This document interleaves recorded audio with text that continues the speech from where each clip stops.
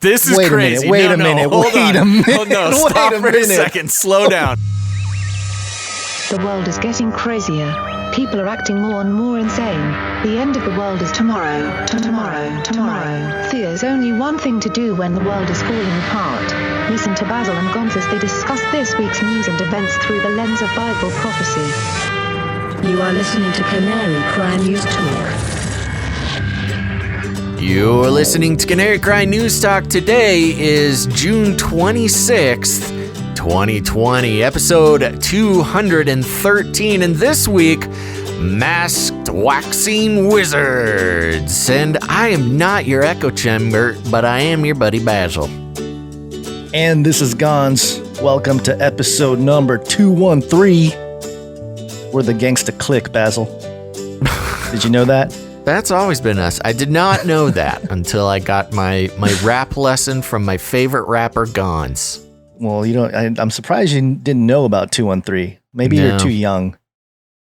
Yeah, there's a lot of reasons why I wouldn't know about that, but we can call it that. That makes me feel a little better about it. Yeah. So let's see, what's today? Today is Friday. We made it through another week of 2020 Gonz.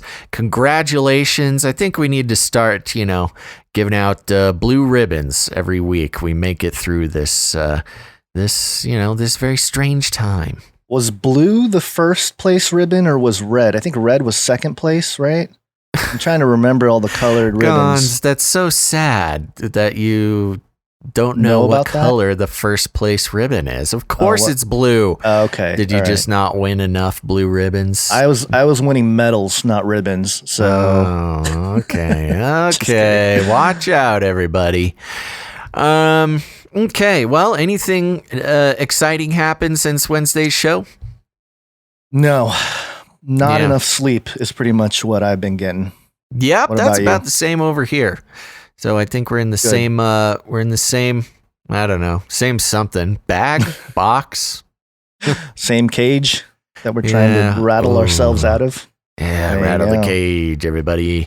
Well, we're happy everybody's here. It's a Friday. All my viewer counts are all messed up. I don't know how you're doing over there, but I have no idea how many people are tuning in. But whoever's here, I'm glad you're here. I'm looking in the chat here, seeing some familiar faces. And I want to take a second and thank everybody who listens to the RSS feed, the old school classic podcast feed. Yeah. All equipped with much better sound quality.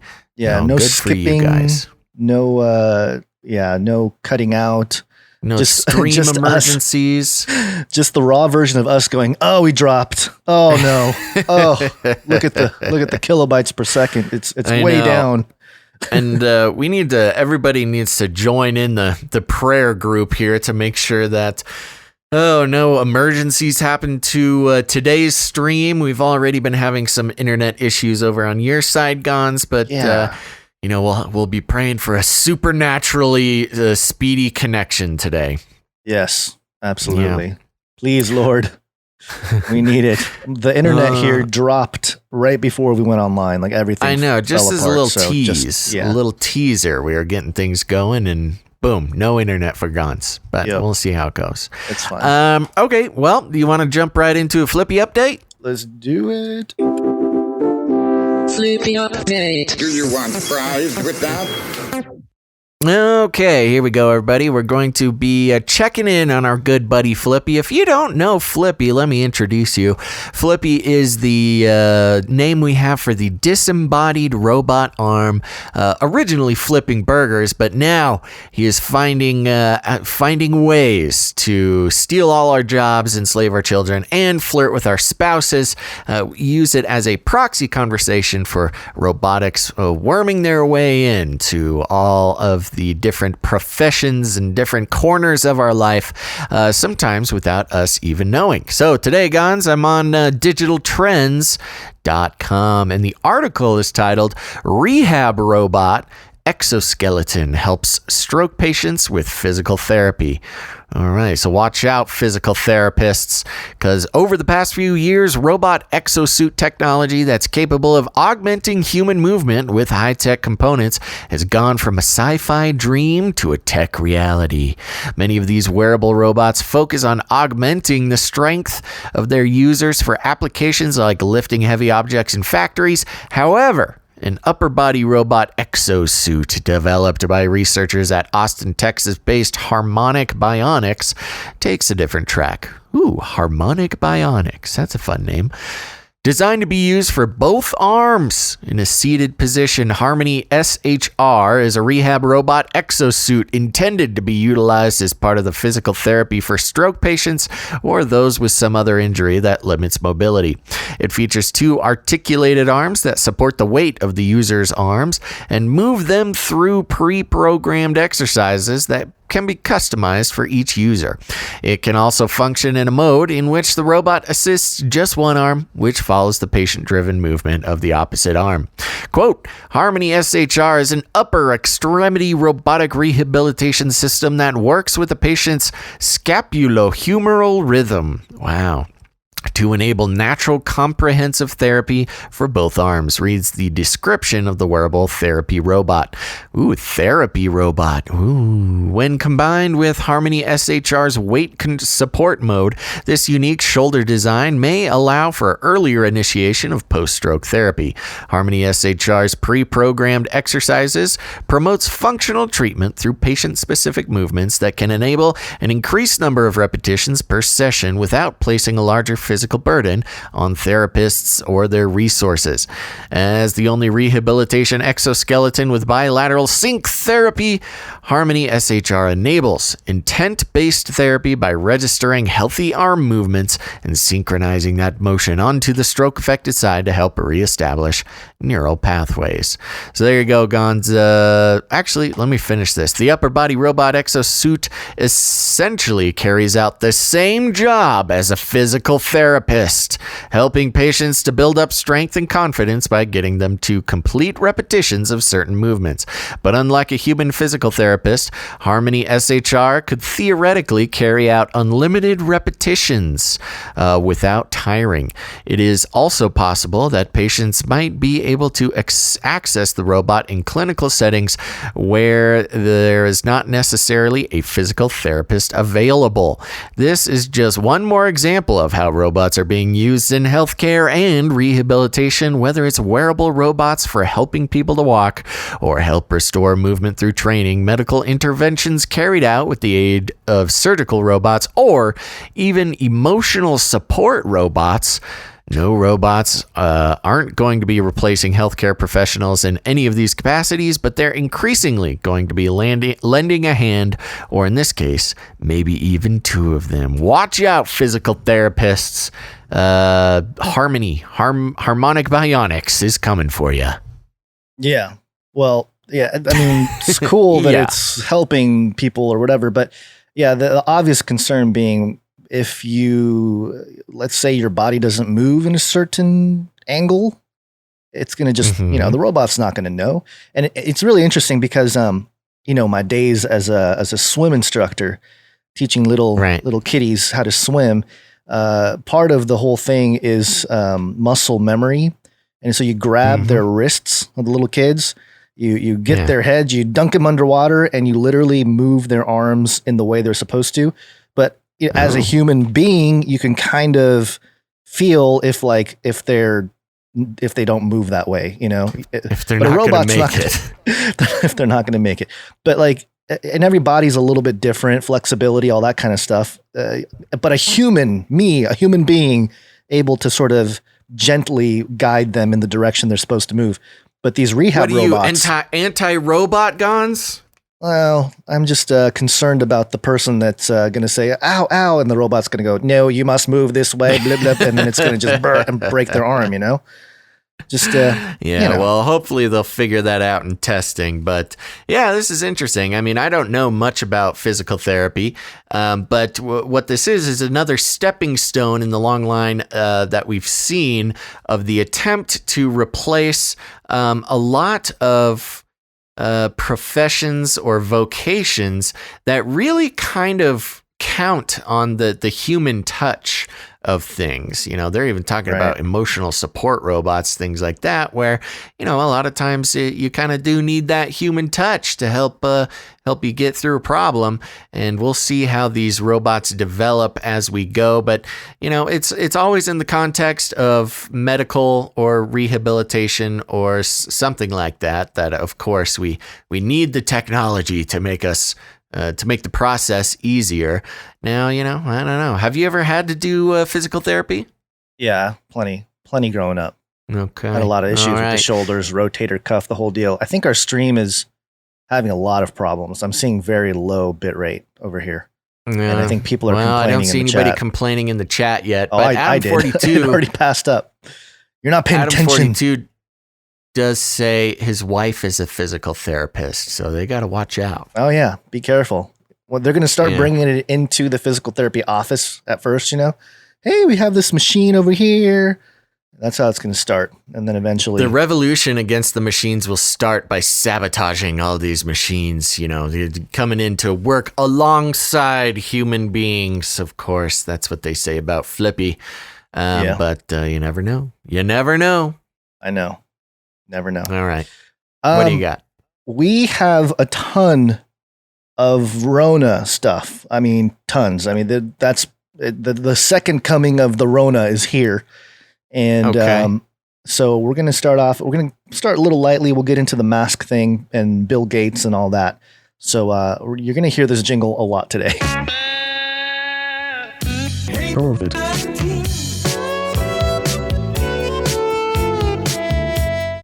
Adrian Wojnarowski tweeted out earlier today, 16 NBA players have tested positive for the coronavirus. Of 302 players tested, sources tell ESPN. And I'm not sure if this is, it's a tweet, so I don't know if this is like 16 over the course of when they, since they shut it down, or right now getting ready to get the whole NBA started up again. So not sure about that, but it looks like they're just going to keep pushing forward and restart the season out in Florida. So there's that. Yay. Happy. Okay. Good stuff. Right. People need their sports. Yeah. Yeah. I also did read an article today about collegiate football. There's kind of a push for D1 teams to have voluntary participation in preseason workouts in many college teams. And you talk to some of the players and they apparently said, yes, technically it's voluntary, but we all know it's not really voluntary. If we don't show up for the preseason workouts, you're not going to play, type of thing. Right. And then 150 of these collegiate football players came down with COVID. Wow. Well, interesting. The college realm is going to change a lot too, with some of the new rules about having the college athletes get paid and how they can have a certain type of I think they could do sponsorships or something coming up now. So that'll change a little bit of the way, at least the big sports, football, basketball, some of those athletes get paid, because right now the university it'll be interesting. That's on top of all the Rona that's stuff going on for years, isn't it? Yep, Title IX, the whole deal, but on top of all the Rona stuff. So I don't know. It's just for people that are destined to become professionals. It's just no point to really do college anymore, especially with the money situation. But we digress. There's another quick update here, and this is going to launch us into the whole craziness here. But Anthony Fauci, Daddy Fauci, came out, and I was disappointed to see hashtag Dr. Fauci trending on Twitter today. I was hoping the hashtag Daddy Fauci. Daddy Fauci is not catching on. Yeah, it's really not. I was really hoping that people would, especially the libs, I was hoping they'd be like, oh yeah, Daddy Fauci dropping truth bombs, but not yet. Okay. But this tweet here by KPix5, it's a local news outlet. Hashtag Dr. Fauci says that in decades of working with infectious diseases, I have never seen anything that is so protean in its ability to make people sick or not. Use the word protean. I'll play the clip here. Such an unusual situation because of all of the decades that I've been involved in chasing infectious diseases, I've never seen anything that is so protean in its ability to make people sick or not. There's no other infectious disease that goes from 40% of the people having no symptoms to some having mild symptoms, to some having severe, some requiring staying at home for weeks, some going to the hospital, some getting intensive care, some getting intubated, some getting ventilated, and some dying. So that depending on where you are in that spectrum, you have a different attitude to this particular thing. But anyone who gets infected or is at risk of getting infected, to a greater or less degree, is part of the dynamic process of the outbreak. And okay, so there it is. And protein, meaning it's like ever changing. It's like, it mutates a lot. There's a lot of different effects or whatever. But don't we know that there's like different strains? Isn't this a little dishonest? Because based on the strain you get, there was 42 different strains. Right. So I don't know. It's a little sensationalized, I would say, to suggest that like, oh, it just mutates so much. But I'm not a scientist, and science is not. There was another quote. There was another quote from Fauci where I think it was Fauci. I could be corrected on that, but some professional, I believe it was Fauci, said, just because the virus is mutating doesn't mean it's changing. Okay. So which one is it? Is it changing and we can't keep up? Yeah, to a question about the vaccine, like, oh, what if you make the vaccine and it mutates? Just because it mutates doesn't mean it changes. Okay, whatever you say, you're the professional. Yeah. Plus, if you guys remember, listeners out there and producers and knights, last episode we talked about the Chan Zuckerberg Biolab doing tests and saying that, the changes are in a sweet spot where we can, track the different changes in the dynamic of how it spreads. So I don't know. It's just, there's so much conflicting information coming out from all different sides, and that'll be a theme as we go through all the stories here today. Yeah. Well, here's not a change. In fact, just another one that we called. Gons, hit me with that COVID flush.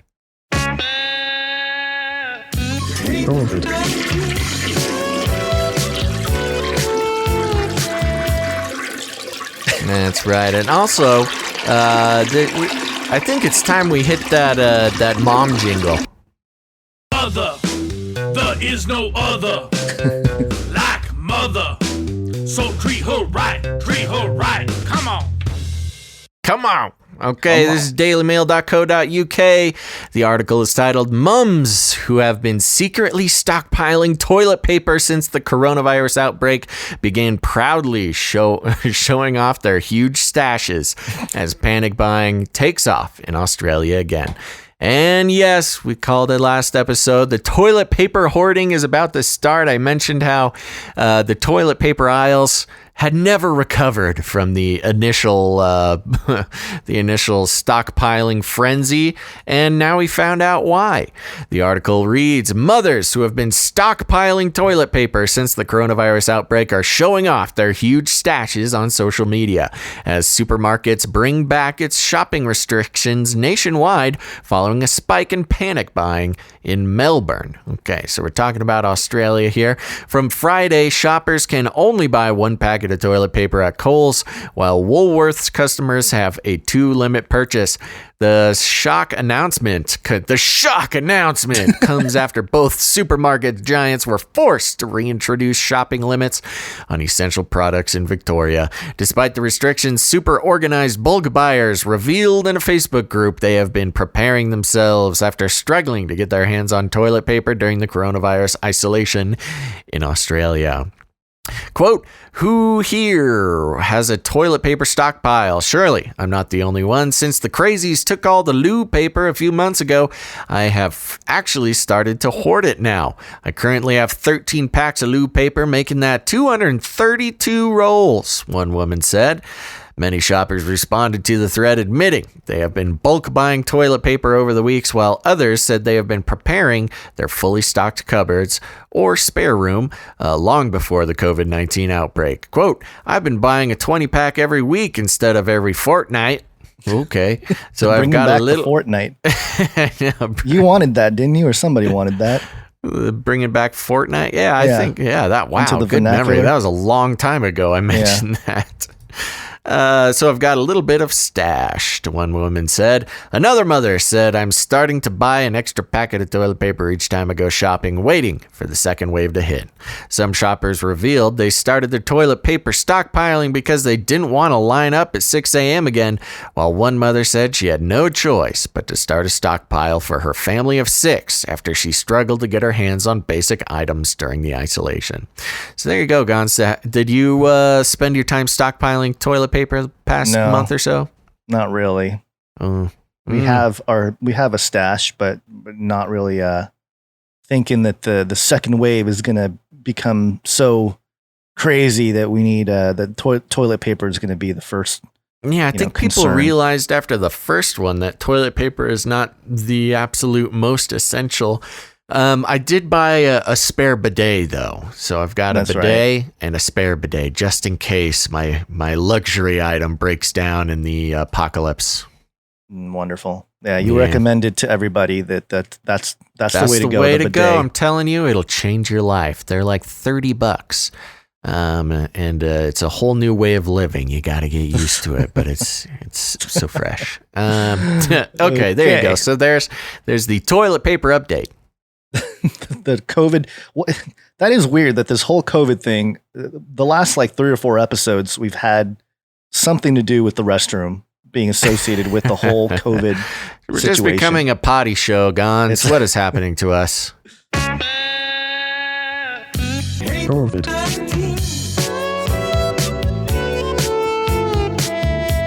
News.yahoo.com. Miami City Commission passes measure to fine people not wearing masks. Yep. And I got a story. We got a video here. We'll play it. It's only about, I only got about 45 seconds of it to play here. Let's check it out. If we don't, want to re-implement a stay-at-home order, we've got to take this action now. City of Miami Mayor Francis Suarez commended the commission today for supporting a series of punishments for residents who violate a mandate to wear masks in public after a spike of COVID-19 cases in the state. Here's what it will look like. First-time offenders will receive a warning. Fines escalate from there, starting at $50 and are capped off at $500. A written arrest known as a promise to appear is for those who continue to violate the order. It's a last resort measure, but one the commission agreed was necessary. We're simply trying to help our community survive physically and survive economically. We do not want to go backwards. No one on this commission wants to go back to a shutdown. The commission wrestled with different scenarios on how to properly implement these fines and just how far-reaching the policing will go, but settled on just enforcing these rules for people not wearing masks. Those in violation of social distancing orders are not subject to the same set of fines. There will be no other enforcement of any other provision of the emergency order. This is solely to address masks. All right, there you go. Interesting. So, yeah, they got a whole set of fines for people that don't wear masks. I didn't like that phrase, series of punishments. Yeah. First offense warning, second $50 fine, third $150. Fines will continue to escalate up to $500, which means what? How many times is $100 per or $150 or what? I don't understand the increments there, but I don't know, that's maybe 5 or 6 warnings, and then you get arrested. Last resort is arrest. Last resort. Yeah. You're so dangerous. We must arrest you. Because you're not wearing a mask. What's so interesting about this, America has been getting a new series of slams across the board, specifically about masks, this second wave or whatever that's starting. I see a bunch of posts just like, look at this graph, wear a mask. What are you doing? Everybody else is fine. Like across the world, the United States is the highest hit by the second wave. Coincidentally, we're the country who's been having, the most mass protests and public gatherings. But no, it's because of the masks. Right. When countries like, Sweden didn't enforce masks and we're going for that herd immunity, and I don't even think they're on the graph of second wave victims. Same with Italy. Italy had some huge social pushback for lockdowns and masks and things like that. And they too are, they're on the graph, but certainly nowhere near the United States. Something is going on in the United States that's causing this second wave. And it's not just masks. It's too simple to just be masks. Yeah, well, it seems especially to be, since over and over. The CDC continues to reiterate that they do not suggest wearing a mask unless you are already sick.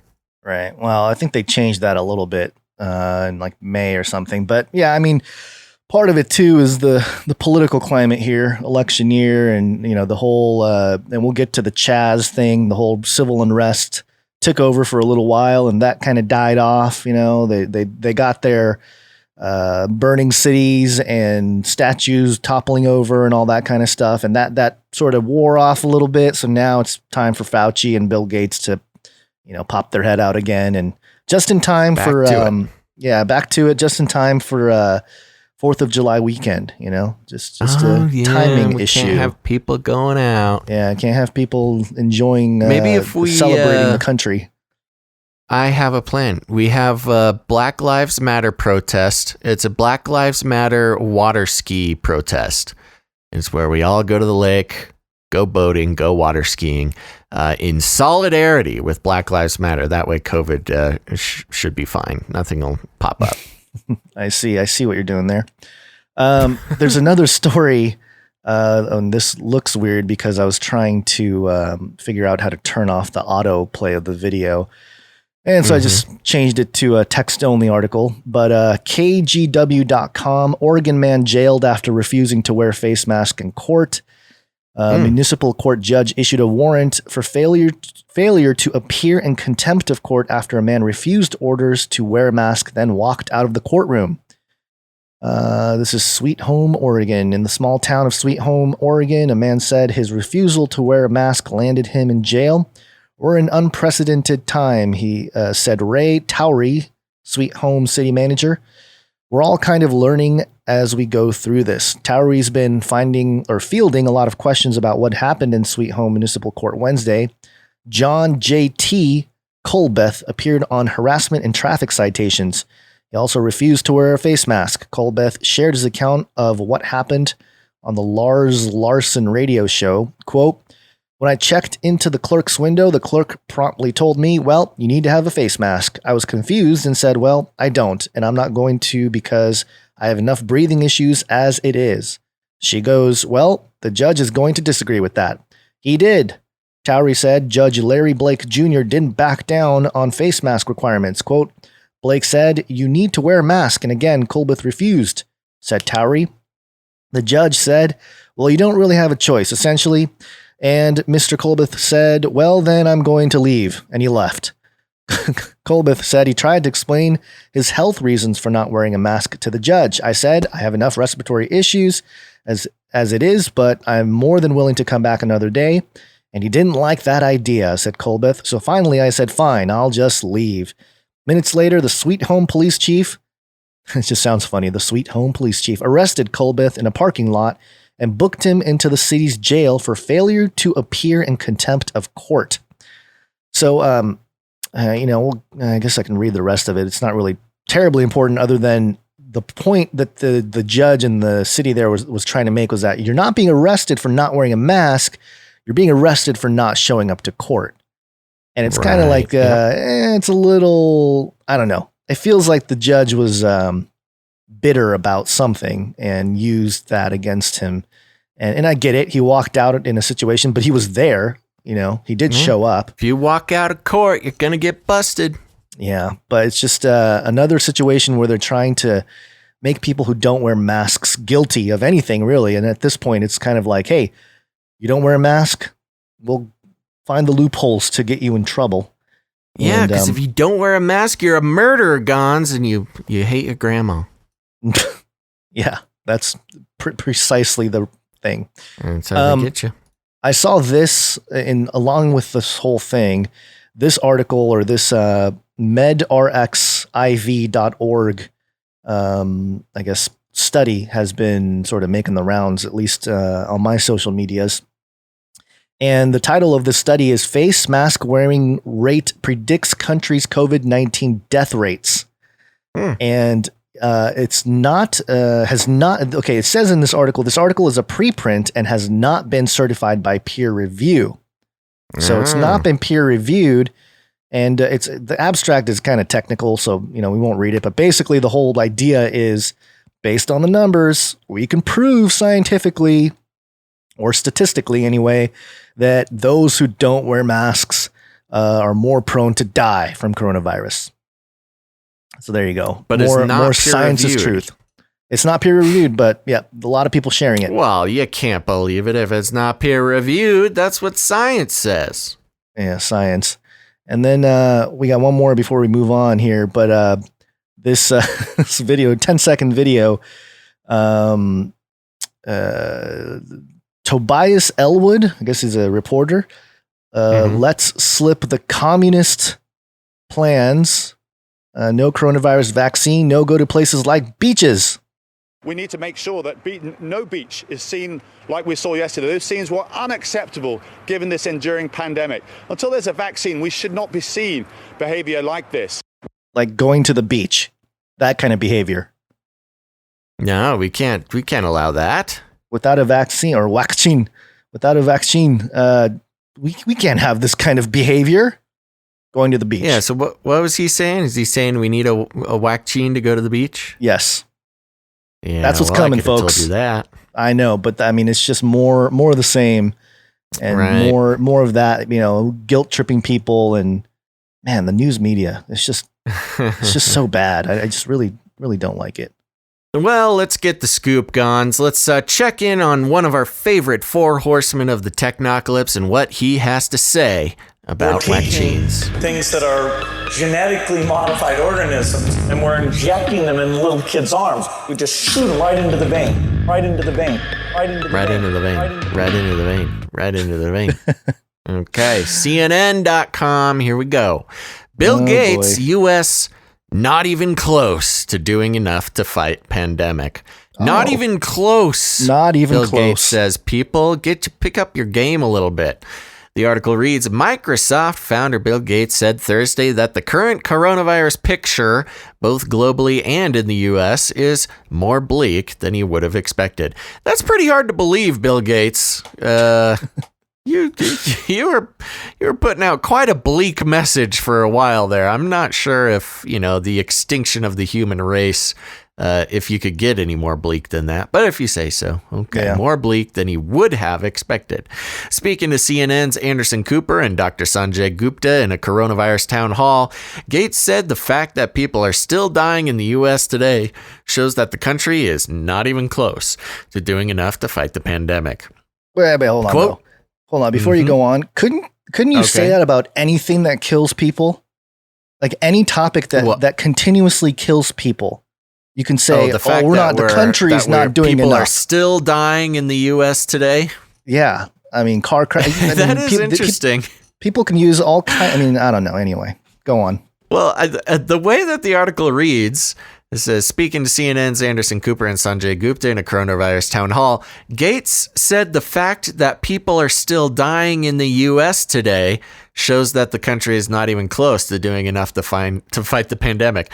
He didn't say dying of coronavirus or dying in connection to coronavirus. Just the fact that we haven't solved immortality shows that we're not even close to doing enough to fight the pandemic.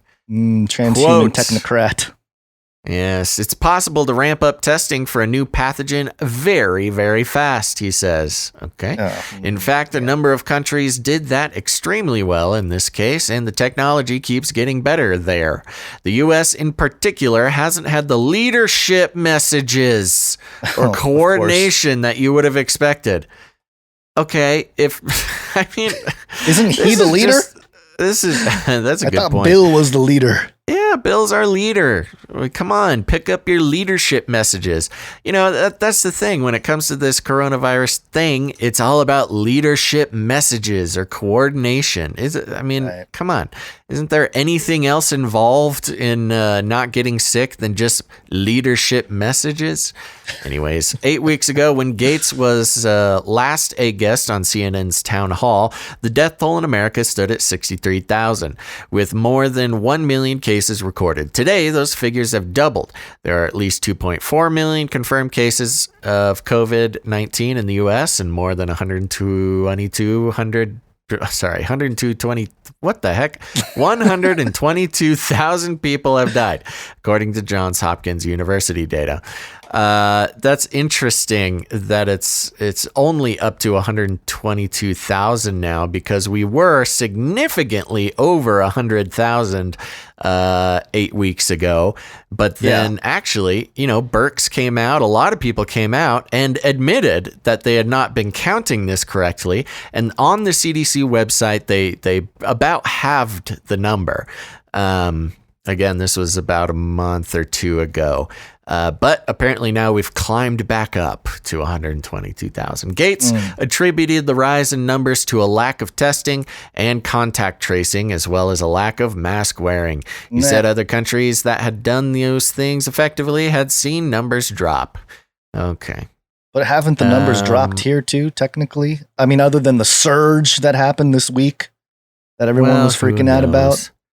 Anyway. Don't question I'm Daddy sorry, Fauci I keep questioning the Fauci Gates. And there's an interesting back and forth on the topic of the testing as well, because of course Trump getting lambasted for his quote that we're testing too fast. We need to slow down testing. We've increased testing quite a bit. Then people saying that's bad, don't slow down testing. And now Gates referring to a lack of testing and the contact tracing. I mean, pretty much everybody had a software install without you knowing it for COVID-19, contact tracing. Installed on your phone without your awareness. So now we still have a lack of testing and a lack of contact tracing, even though everybody automatically had it updated on their phone. Anyways, moving on. Quote, the range of behaviors in the U.S. right now, some people being very conservative on what they do and some people ignoring the pandemic is huge, epidemic. Gates said. Yes, epidemic. So yeah, there he goes. Even Gates saying right there, some people being very conservative in what they do, like not going out and, protesting and things like that. And some people ignoring the epidemic, like, hundreds of thousands of people going out for a protest. Gates right there, flipping the script. Yeah, just he was quiet during Of course, he's not referring to that. Oh, I know, but he was quiet during the whole protest time, like a good month or 2 months of protest time. He didn't want to get, called a racist. Yeah, there you go. Now that's died down. Quote, some people almost feel like it's a political thing, which is unfortunate, he added. Something he says he didn't expect in America. Bill, have you ever been to America? Everything is politicized. Plus, his experience in America is probably a little different than most non-billionaires. He didn't go to a grocery store. He was on the Ellen Show a little while ago. I just saw a video floating around of what he basically played. What's that?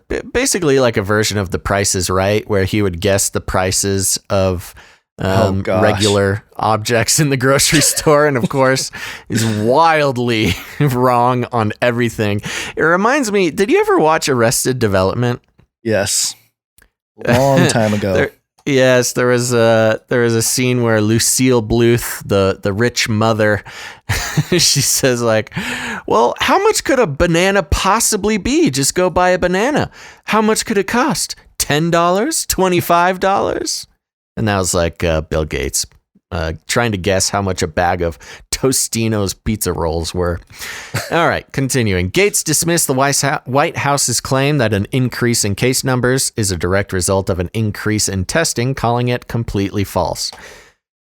He also expressed disappointment with what he called a lack of U.S. leadership to tackle this virus globally, which has led to developing countries such as Brazil and India bearing the brunt of the disease. However, he said he remains hopeful that the U.S. will step up and get the tools, particularly the vaccine, out to everyone in the world. What's the vaccines? America will get the vaccine to everyone in the world. I'm surprised it's political, but I'm really disappointed in our U.S. leadership. Come on, yeah, right. If only our leadership wasn't so bad. I don't know why anybody thinks this is political. Oh, I hate Trump so much. CNN is so. Even in their written articles, they just contradict themselves like 4 or 5 times within the written. Well, the written word is what just else as bad. Yeah, I know. It's just funny. So then it goes into vaccine stuff. Do we want to finish out this article, or will other stuff fill in the gaps? It's pretty long, and I don't think it's not super long, but maybe skip through the vaccine stuff because we got more on that coming. But go down to the new normal section there. Yeah, this ends with a new normal. Asked whether society would accept this virus as a way of life. What? Like it has accepted mass shootings. What? What? Gates said he hopes not. CNN, you're killing me, Smalls. Asked whether society would accept this virus as a way of life, like it has accepted mass shootings. Who has accepted mass shootings as a way of life? What are they talking about here? This is a false disgusting. Yeah. I know. This is the most disgusting article. Quote, it's pretty severe. I hope the media continues to remind people of the tragedy that is represented here. Don't worry, Gates. They will. We will never have a shortage of the media reminding us of this tragedy. Emphasizing the inequity of the disease against the elderly, minorities, and healthcare workers. Quote, right now, if you're in a nursing home, like if your Democratic governor in your state forced you to go to a nursing home in New York because they're so worried, you're actually living almost in prison-like conditions, he said. That's no way to talk about your Democrat-led states there, Gates. He said older people were right to be worried about getting this and possibly dying. Okay. Quote, this is more than the kids that died in Vietnam, and that was a great national tragedy, he said. We didn't ignore that. This is greater than that. What are you talking about? This whole article should be called Gates and his false equivalencies. One article, what is this virus like? Well, this virus is like putting your grandma and grandpa in prison. This virus is like Vietnam. School shootings. This virus is like how we've all accepted mass shootings as a way of life. I don't know why it's so politicized. This is just the most ridiculous.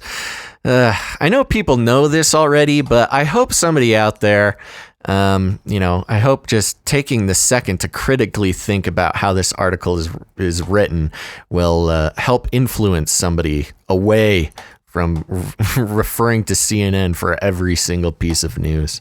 There you go. That's why you listen to this show, people. I'm surprised it still happens. I'm honestly surprised. And really until the whole the race wars and the civil unrest, I felt like CNN was sort of dying out. Nobody was really paying attention to them anymore during like the whole Corona thing. But the whole civil unrest thing put them back on the map, sort of, and now they got Bill Gates featured and stuff. And yeah, do they have? I don't know. Their editors must be.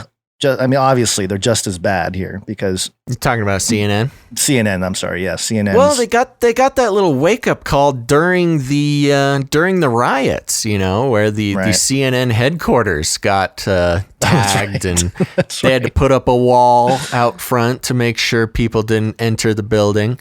Turning their back on their wall stance there.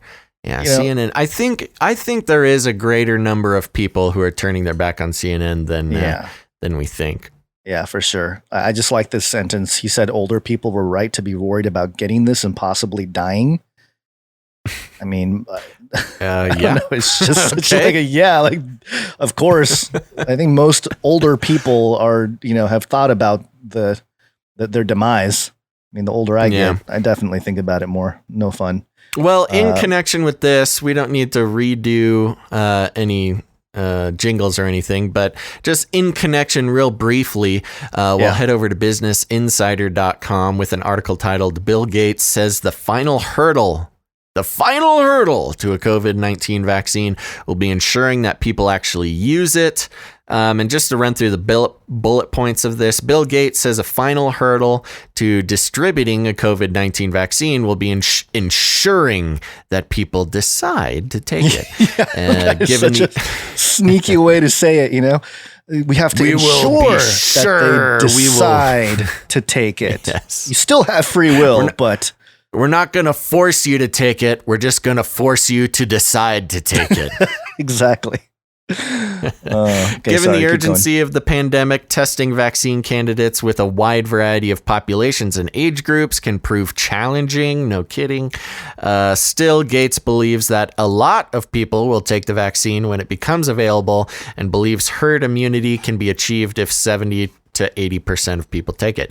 That would be great. I hope whoever wants it can take it, and I hope I get to be in that 20 to 30% that can maybe scoot by it if I have the option.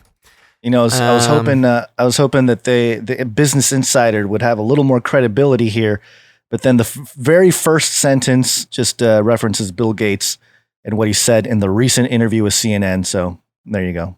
It references back to that CNN article, well, not the article itself, but the interview.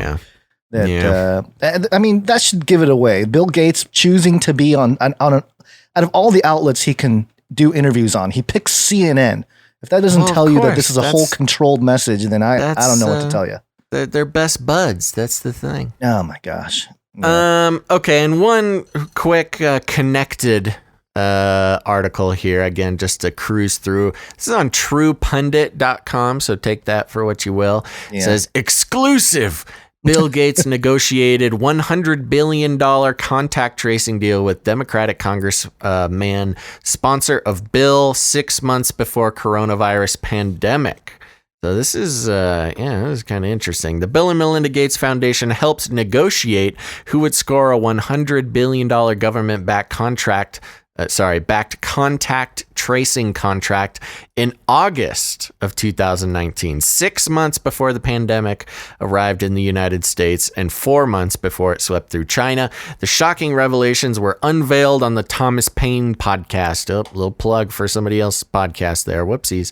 And the More Pain Show on Patreon by the two investigators who blew the whistle on the massive Clinton Foundation tax fraud during a congressional hearing. So obviously this is a right-leaning outlet here. John Moynihan and Larry Doyle testified in Congress detailing the fraud and schemes utilized by the Clintons to avoid paying up to $2.5 billion in federal taxes. The investigative duo in their first interview. Okay, so we're just advertising another podcast here. It's interesting, and if you want to dig more into the Bill Gates stuff, and if you haven't, definitely go over to the Corbett report. It's probably the best place I've seen to bring together all the factual informations. And he actually just published another video sort of refuting the debunks, because there was a lot of people messaging him like, oh, why would you promote debunked information? And he sort of deconstructed how the debunk itself is very much not a legitimate debunk. It's more of a misdirection or a little sidestepping and not directly addressing the claims being made in scientific papers too, about Bill Gates and his dealings in Africa and stuff like that. So with the polio vaccine and all that stuff. So if you want to really get into it, there's plenty of information out there. But James Corbett report, check that out. I'd rather promote the Corbett report than the Thomas Paine thing. But the headline was enticing enough just to get the the idea out there that there's a lot of political movement here from Bill Gates. Just even though he's surprised, it's all political. Yeah, and this is all connected to HR 6666 for the contact tracing and things like that, and obviously Bill Gates involved in that in many ways. Yes. Okay, that's enough about Bill for now. For now, you'll be back, Bill Gates. COVID. Waccine.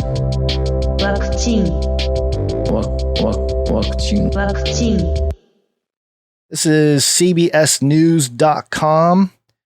And I don't remember if I had this video ready to go, but this is basically UK launches human trial for COVID-19 vaccine, or Waccine. It is just a video.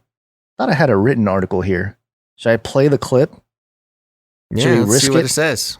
Coronavirus has transformed all our lives, and although restrictions are easing, there's only one certain way out of the pandemic, one way to protect us all from the virus, to return society to normal, and that's a vaccine.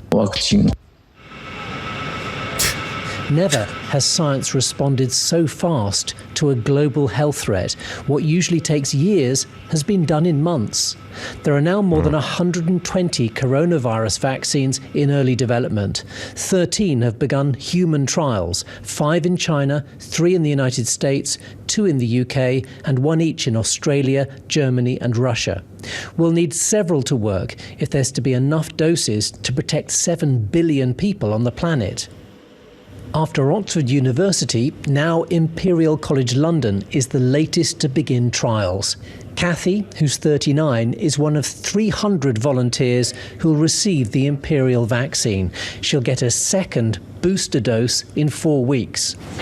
Why did you volunteer? I think it came from not really knowing what I could do to help, and this turned out to be something that I could do, and understanding that it's not likely that things will get back to normal until there is a vaccine, so wanting to be part of that progress as well.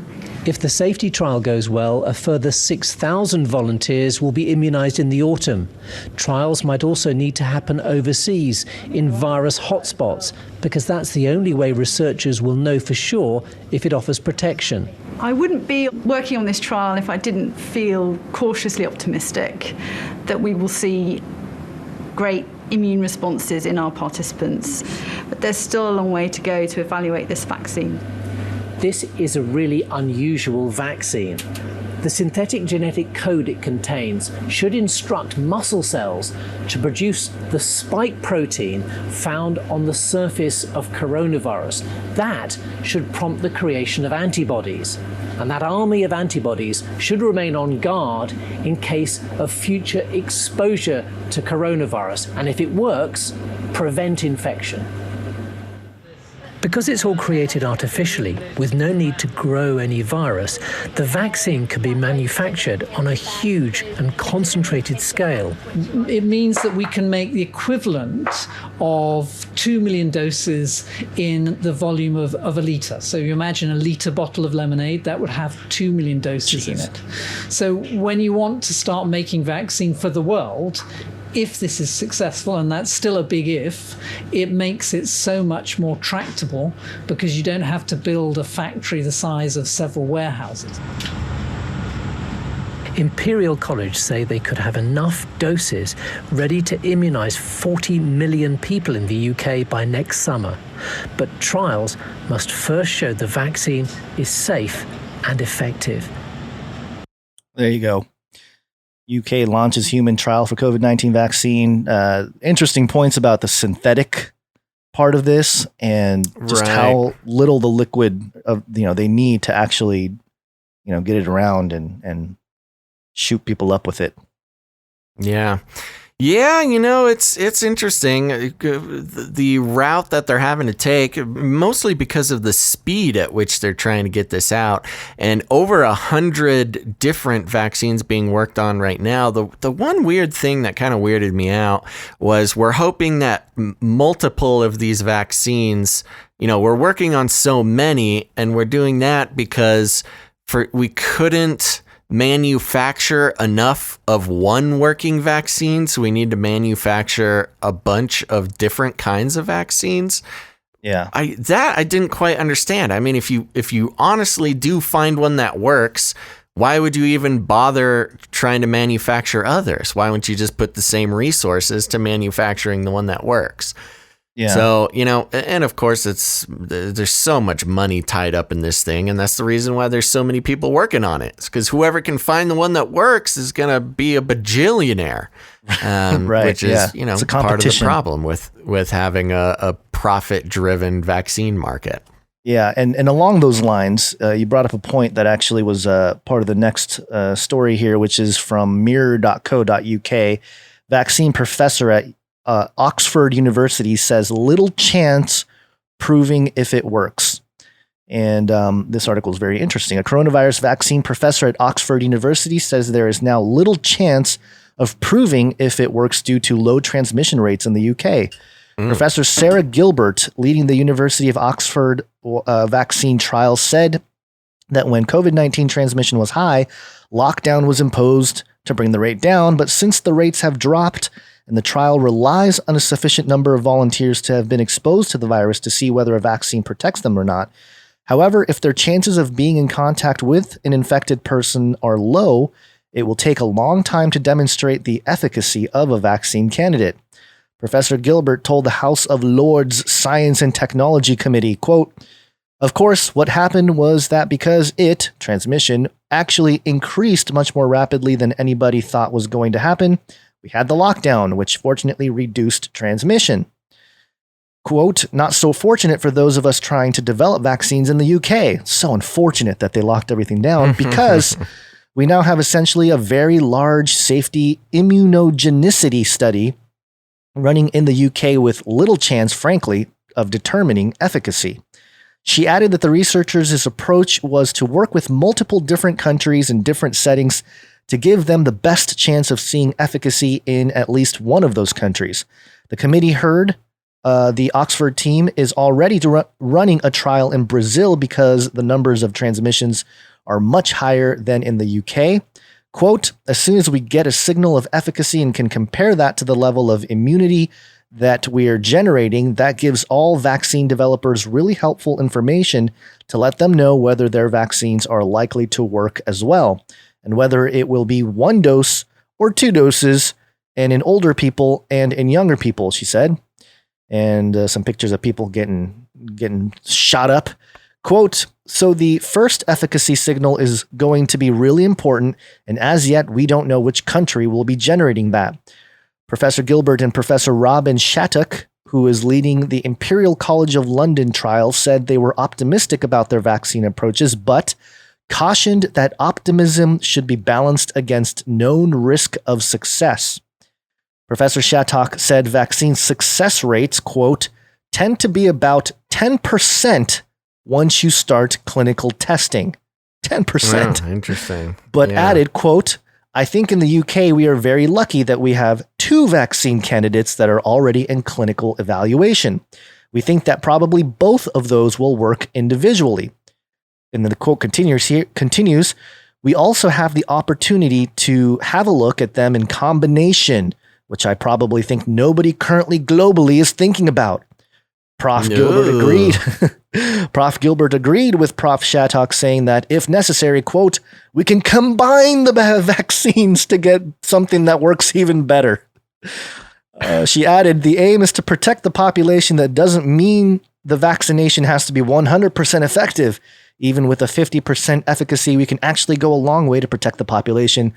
I don't know. I'm not like a virologist, or a chemist, but it's just weird that her mindset is like, oh, if you have 2 that kind of work together, we can combine them into this ultra vaccine that will work so perfectly. Oh, I love ice cream and I love ketchup. Put them together. It'll make it even better. Yeah. So there you go. That sounds like someone who knows nothing about vaccines and science. That sounds like something they would say. Yeah. I mean, I barely know enough to talk about it, intelligently, but it's like, hey, if this one works and this one works, put them together. They both, if it works 50% for this one and 50% for that one, well, we know what 50 plus 50 equals. 100%. It's like not at all how this works. Not even as a layman, I can probably say that's not how this works at all. But anyway, there you go. Oxford University, very skeptical of the whole situation, but that's not the only place that's getting the whole Waccine situation. Waccine. No. Waccine. Waccine. Okay, let's go to pbs.org. And the title of the article is Africa's First Vaccination Trials Begin for COVID-19. Johannesburg. Africa's first participation in a COVID-19 vaccine trial started Wednesday as nervous volunteers received injections, while officials said the continent of 1.3 billion people cannot be left behind. The large-scale trial of the vaccine developed at the University of Oxford in Britain is being conducted in South Africa, Britain, and Brazil. South Africa has nearly 1/3 of Africa's confirmed cases, with more than 106,000, including more than 2,100 deaths. The country late Tuesday reported its biggest one-day death toll of 111. Quote, I feel a little bit scared, but I want to know what is going on with this vaccine so that I can tell my friends and others what is going on with the study. One of the vaccine trial volunteers, Junior Molongo, said in Johannesburg. The African continent now has nearly 325,000 cases as countries loosen restrictions under economic pressure from citizens who say they have to feed their families. Shortages of testing materials and medical supplies remain a problem, as Africa could become the world's next hotspot. The pandemic was delayed in Africa, quote, but is picking up speed very quickly.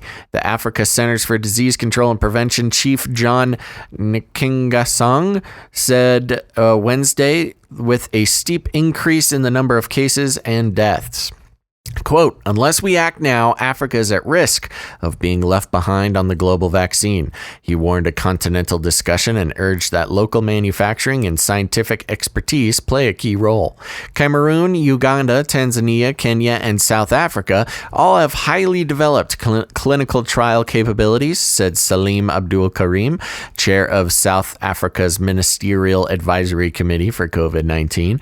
Many other sub-Saharan African countries have also have clinical trial capacity, said Daniel Bausch, director of the UK Public Health Rapid Support Team. Quote, we're not only needing, but capable of participating as the world races for a vaccine, South Africa's Health Minister Zweli Mkhize said. African leaders have been outspoken about the continent being elbowed out in the intense global competition for medical supplies in this pandemic, as well as what the World Health Organization's Africa chief, Matshidiso Moeti, called the, quote, distortion of the global market for key items. The WHO chief Tedros Adhanom Ghebreyesus urged that the initial supply of any COVID-19 vaccine be deployed where it's most needed rather than based on the ability to pay. Good luck with that one. Yeah. Tedros also announced that as of this week, all 54 of Africa's countries now have the lab capacity to test for coronavirus. In February, just 2 African nations could test for the virus. The continent's first virus case was reported on February 14th. So there you go, going into full-scale vaccine testing in South Africa, Gons. South Africa, which we have a tangent story here. Just a coincidence, I'm sure. This is briefly.co.za. South Africa gets its first satanic church, which includes baptism and weddings. He's a coincidence? Coincidence? I don't know. First human testing, first satanic church. I don't know. Boy. It's all context, right? Yeah, it's interesting how the mass testing of these vaccines is actually happening in Africa. I mean, they're trying out some vaccines on very small groups of people in Britain, but it sounds like they're trying to do a much bigger testing sample in South Africa. Yeah. Which I don't know why they are not as careful with that, but what are you going to do? It's kind of that depending on what side of the political aisle you fall on, especially with the recent civil unrest type stuff.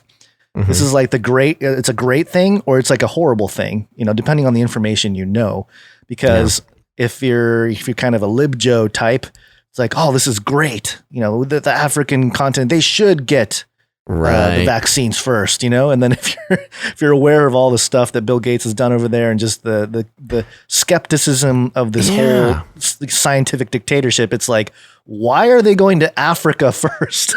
It's like the worst. It's like the most racist thing you can do, Yeah, well, and that's the problem too, because it's not even conspiracy theory. It's publicly known, documented, mainstream media reported issues where when a new vaccine or Bill Gates's record of going out and shoving these needles into hundreds of thousands or millions of people in less developed countries, that's just sick. Because, you get the big numbers over there. You really find out what the percentages of, ill side effects are, and then you decide what to do from there. But, it's one of the great conundrums, one of the great backwards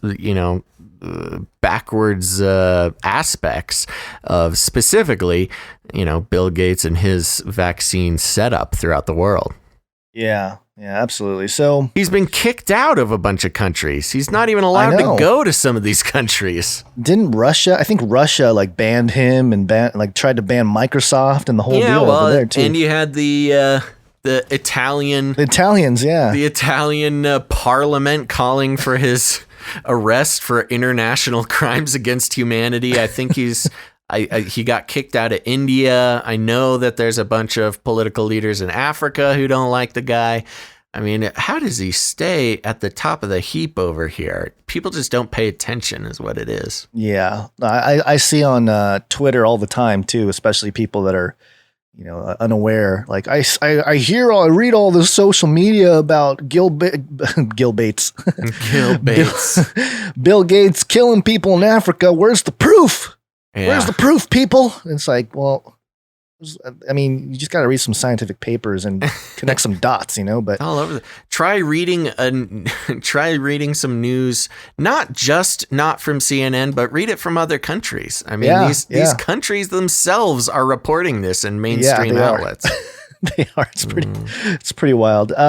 Before we go into the break, I do want to play this here. This is a Florida woman argues against masks by bringing up the devil, Bill Gates, Hillary Clinton, the pedophiles, 5G, and the deep state. It's quite the rant here. If you're just listening, she has a very familiar voice to a popular or famous congresswoman. You literally cannot mandate somebody to wear a mask knowing that that mask is killing people. It literally is killing people. And we the people are waking up, and we know what citizen's arrest is, because citizen's arrests are already happening, okay? And every single one of you that are obeying the devil's laws are going to be arrested. And you, doctor, are going to be arrested for crimes against humanity. Every single one of you have a smirk behind that little mask, but every single one of you are going to get punished by God. You cannot escape God. You cannot escape God. I'm going to say that again. You cannot escape God, not even with the mask or 6 feet. Okay? 6 feet, like I said before, is military protocol. You're trying to get the people to train them so when the cameras, the 5G comes out, what? They're gonna scan everybody. We got to get scanned. We got to get temperatured. The kids have to go to school with masks. Are you insane? Are you crazy? I think all of you should be in a psych ward right the heck now, because none of you know what the hell you are all talking about. This is insane. And then you want to open this meeting with a prayer to God. Are you praying to the devil? Because God is not listening to that prayer, because all of you are practicing the devil's laws. What happened to Bill Gates? Why is he not in jail? Why is Hillary Clinton not in jail? Why are all of these pedophiles that are demanding you all to listen to their rules? Why are they not in jail? Oh, is it because you're part of them? Are you part of the deep state? Your time has expired. The deep state is going down. And if any of you are in the deep state, you're going down. There you go. She's goes off there, but hey, you know, I mean, very familiar voice, Gons. I know. It's like we got like a right wing AOC clone or something to flip sides or something. It's very interesting. It really is very, very AOC like. I like how she held back and said heck at one point, but then couldn't. At one point, couldn't contain it later on. Couldn't contain it. Yeah, it's okay. You know, but it's. Yeah, I go both ways on this one, because on one hand, it's like she's definitely more aware of what's going on, and good for her for getting up there and really sticking it to these people up there. On the other hand, this only reinforces from the opposition's point of view that these people over here are crazy. They're all just crazy, Yeah. And so, man, it's just I don't know if it's going to do any good really in the end, but. At least she got up there and did her thing. So it's venting and it's putting it out there, and of course, people who know what she's talking about get pumped on it. But you take the position of, just a normal person. And I don't mean to say normie compared to abnormal, but yes, a normie. You take the normie position, and she would sound completely out of control. I will say, if you're trying to stand up and actually cause some change or something, I mean, it would be difficult for a normie or a politician to hear that person and be like, you know what? I think she's got a great point. Yeah. When she's coming at you like that. But you never know. You never know. When maybe if it gets through to one person who's up there and feels very convicted about some of this stuff, you never know. Well, the problem is again, going back to the normie perspective, is it's one thing to try to call out some inconsistencies and back it up with evidence. It's another thing to kind of just yell at someone and tell them they're worshiping the devil. That doesn't really work very often. But as a sound clip, and for people who agree with her, it's definitely a hype clip for sure. Right. Yeah. So there you go.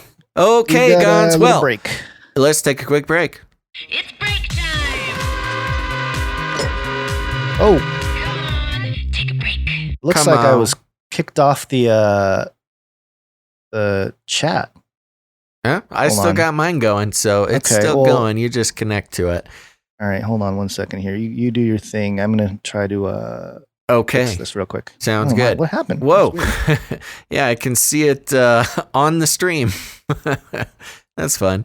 Well, don't go anywhere, people, because we're just going to take a real quick break. But after the break, we're going to be talking about Chaz. Some big, huge, honking Chaz news, Chaz chop.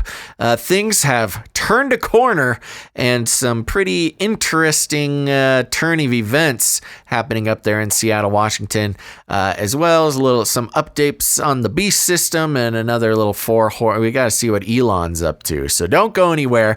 But before we do that, we want to thank some of the people who are supporting what we're going for over here, especially over on Twitch. Again, we continue to try to hit our goals over on Twitch. So we want to thank those people who are following us there. I know, you know what? Some people get angry when we thank the Twitch people, but you know what the antidote to that is? Just join Twitch. Follow us on Twitch. We'll give you a shout out as well. Let's see. So, Gons, I don't know what you're doing over there, but if you got a dinger ready, I got some good usernames for you to ding. It's ready. Okay. This is the first one. They actually came in during last episode, but definitely on the top list of Twitch users who are following us. Are you ready? It's Baz Boys, what you gonna do? I like that. Yeah, Baz Boys. My Baz Boys out there. That's fun. I like that. All right. Moving on, we got Spy the Liar. We got Rainy Days 75. We got Reafem. We got What Name One. Oh, what happened? Here it is. We got Cody's Twitch account. Done Is Me. We got Down with the NWO. I like it. Brother Zug. The Wire Online. Ashy Blue. That Cool Me Guy. Or My Guy. Jumunjin 21. Sharon Ma 00. Sarah Connor. Ooh, Sarah Connor, did she time travel? Sarah Connor is here. May Fly for Yahweh here. Lore 307. Ooh, I'm going to try my best at this. I'm just going to take a running start. Taki Saneta by color. Tachi Saneta? Oh, man. Dale Battaglia. Dale Battaglia. For All Eyes to See. And one last one, Hardy Scouser. All right. Thank you very much for following us and watching live over on Twitch. They've made available, once we hit our goals, some really fun tools to increase the quality of the show, make some fun little interactive elements, and we can't wait until we get that stuff going. But you can help us get there and help Gonz and I support ourselves by heading over to twitch.tv/Canary Cry Radio. That's twitch.tv/Canary Cry Radio. You'll help us climb the charts and help us hit those viewer goals. Remember, most of our goals are based on live viewers on Twitch during a live broadcast. And, you know, it's also a good idea. There's a couple other reasons. One being YouTube has basically turned their back on both of us, but especially Gonz, you know, someone who has been a quality content creator for many years, bringing in millions and millions of views for YouTube. And suddenly they turn around, demonetize, they cut our streams, they delete videos, do all sorts of nasty stuff. So we recommend that everybody, especially if you're watching over on YouTube, if you could find it in your heart to watch live on Twitch, go to twitch.tv/Canary Cry Radio. But at the very least, you should follow us on Twitch as a backup, because you never know when you'll just stop getting notifications from YouTube, when the streams will just stop. So keep that in mind. Again, we'll throw the link in the chat for anybody who wants to, give us that warm, fuzzy feeling by following us over on Twitch. And that's about it. What else did I want to do? I wanted to take this time, just so we don't have to do it on the second break of the show, to mention reviews over on iTunes or Stitcher or wherever you follow the podcast. Remember, we do we put out a podcast version of this live stream for every episode. The sound quality is significantly better, and we are looking for people to leave ratings and reviews. It helps spread the show, helps us get the show in front of more people. And we are only 3 reviews away from 100 reviews on iTunes, specifically for Canary Cry News Talk. So if you could go out there, search Canary Cry News Talk on Apple Podcasts and leave a rating and a review. Let's get up to 100 reviews. That would be super fun. And if we do it during the show here, let's read out the reviews. We'll give some shout outs if that happens during the show. So how many do we have on the Canary Cry Radio stream? I think we have quite tons. A bit. Yeah, like 800 or something. Yeah, but we have 90 97 reviews on Canary Cry News Talk. Remember, a rating is leaving stars, but a review is words. Words telling us why you like the show or not like the show. But 3 more and we're up to 100. So that's a fun little milestone. Yeah, there we go. All right, Gons, anything else for this break? I just looked it up here. 873 ratings and reviews for Canary Cry Radio. So that's good. Yeah. But News Talk well behind on the these numbers. Well, but we'll that get is there. how time works. Is it really? Yeah. Based on your day week confusion, I'm not sure about that. You know, Gons, time is nothing but a medium in which to travel for me. I don't experience time in the same linear fashion as you do, but that's okay. I won't hold it against you. Yeah. All right. You want to talk about Chaz? Let's get back into the show. Let's do Chaz. In the zone. Capitol Hill Auto Zone. Chaz stinks. Wake All up, right. sleepyhead. Didn't we have the jingle to Oh, come out that's of? right. Yes, sorry. Yes, it's wake up time. Hey, yo, wake up. Yes, it's wake up time. Okay, let's start out here with the Seattle Times. I actually have 3 Seattle Times article. Well, 2. One of them, I have tabs for one that they updated the headline. I'll get into that in a minute here. But okay, you want to this take was the a couple first one, days. then? Yeah, so this was from the 24th. So before today, which is not the most compelling thing to say there. But SeattleTimes.com on the 24th, Capitol Hill residents and businesses sue city of Seattle for failing to disband CHOP. Whoa. Of course, they call it CHOP instead of Chaz there. A group of Capitol Hill residents and businesses filed a class action lawsuit Wednesday against the city of Seattle for the extensive harm they faced as a result of CHOP, or the Capitol Hill organized protest. Demonstrators have occupied several blocks around the Seattle Police Department's East Precinct and Cal Anderson Park for about 2 weeks, since the police left the precinct following standoffs and clashes with protesters calling for racial justice and an end to police brutality.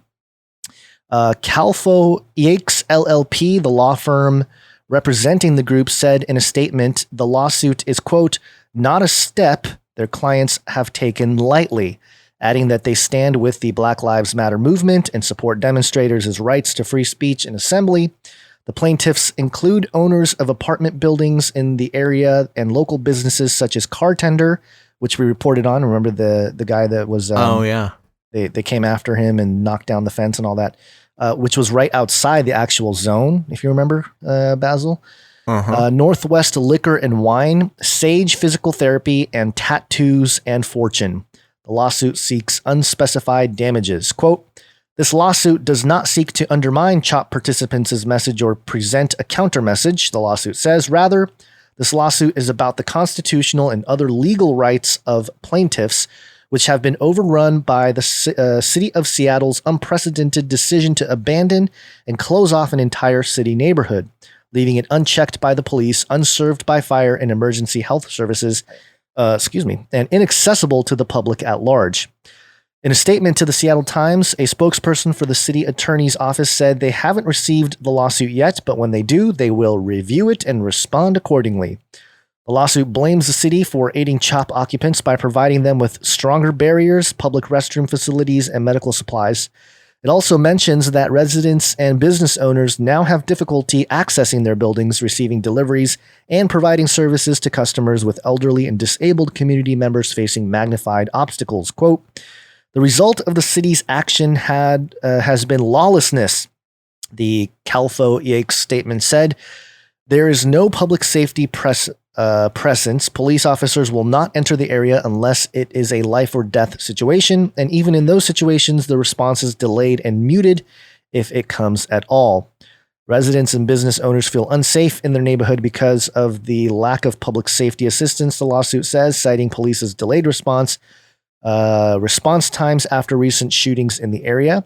The complaint also lists individual businesses' stories and gets into some of the stories there, so we don't have to go over all that. But there you go. A couple days ago, Capitol Hill residents and businesses sue the city of Seattle for failing to disband CHOP, and this comes at a time maybe before the damages or the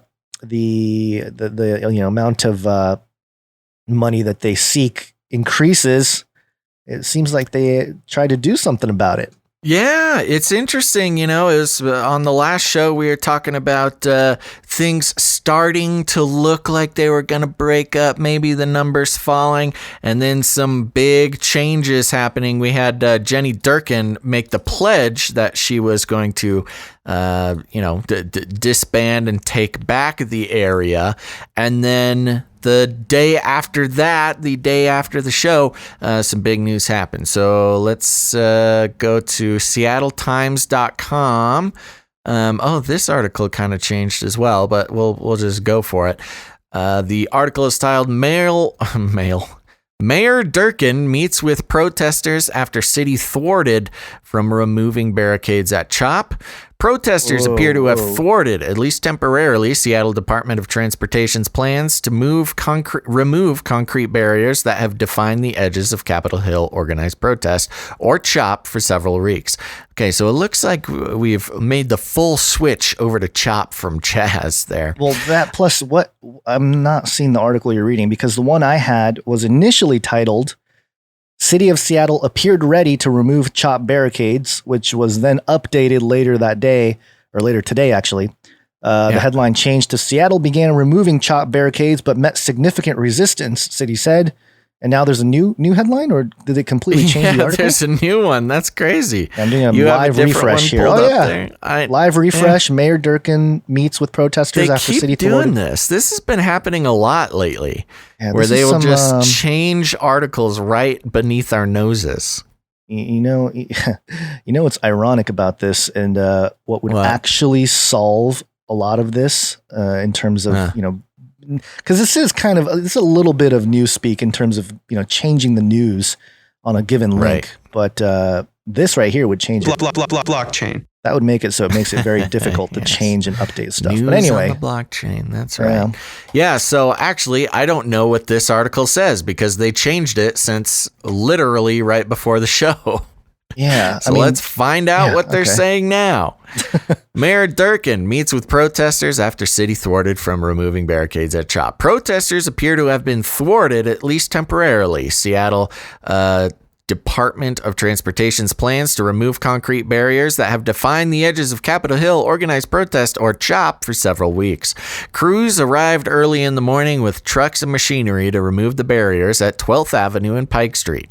But at least one protester laid down in the street in front of a piece of equipment, and after a few hours, crews backed away. Interesting. Very China.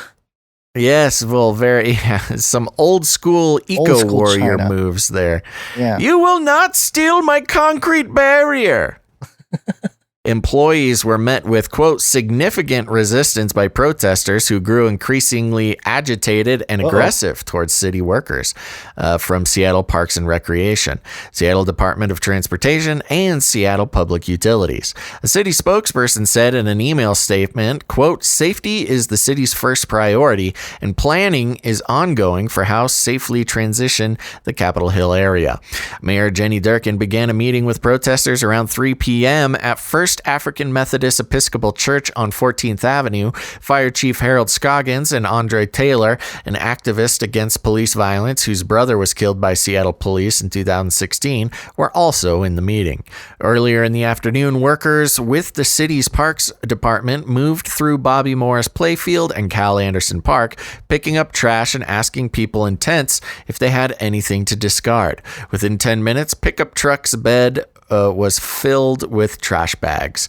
People in the encampment said they were on edge over rumored threats that the city would conduct a sweep of the camp, breaking it up. There's also been a nightly deployment of fireworks. One resident, a man named Owl Medicine, is he one of the superheroes? Oh my gosh, that caught me by surprise. One resident, a man named Owl Medicine, said he believed the city is keeping people sleep deprived to keep them on edge. Quote, "No one knows what's happening," he said. "There's no communication to CHOP as a unit."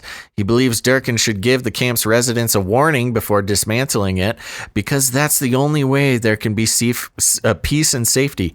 Durkin did give you a warning that she was going to be dismantling it, but okay. Scoggins, the fire chief, walked through the protest zone Friday afternoon and met with demonstrators who questioned him about emergency responses. One man said that one day he was trying to help a woman in the area who was in mental distress, but medics wouldn't come to the location, which was past the zone's perimeter, to help. He asked the fire chief to explain why. "I can't explain that," Scoggins said. Wow, just very direct to the point. He's not trying to fluff anybody's button here. No. He added that Seattle police... Whoa. Sorry, I've completely lost control. He added that Seattle police and not the fire department would have been called to respond to such an emergency. Rick... Oh, what is going on? Sorry. I hear cats. I hear yes, what's going the on cat's over there. going nuts. My VR hand is going nuts. All right.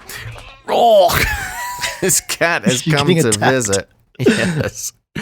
Rick Hearns, who has been in the protest zone for days, said that it didn't matter if the barricades were removed. He said he is more concerned about the East Precinct and said that if anyone came to remove that area or take back the precinct, that the protesters planned to link arms without weapons. The mayor's... Sorry. Just trying Settle down, I'm kitty. trying to tell the cat to go away. Settle down. In cat speak. She needs to take a seat on my lap here. The mayor's office said Seattle Police Department had no plans to return to the East Precinct on Friday. Omari Salisbury, a journalist who has been live streaming from the protests for weeks, said representatives from SDOT and Mayor Jenny Durkin's office were talking with protesters around 6 a.m. About which barriers could be removed, and they said they'd be back in a few hours. As of 10:30 a.m., the equipment had been moved down 12th Avenue away from the CHOP perimeter. Protesters who have been staying in tents in front of the East Precinct were eating breakfast and discussing next steps. Salisbury said the city has been negotiating with protesters over logistics, such as portable toilets and trash pickup.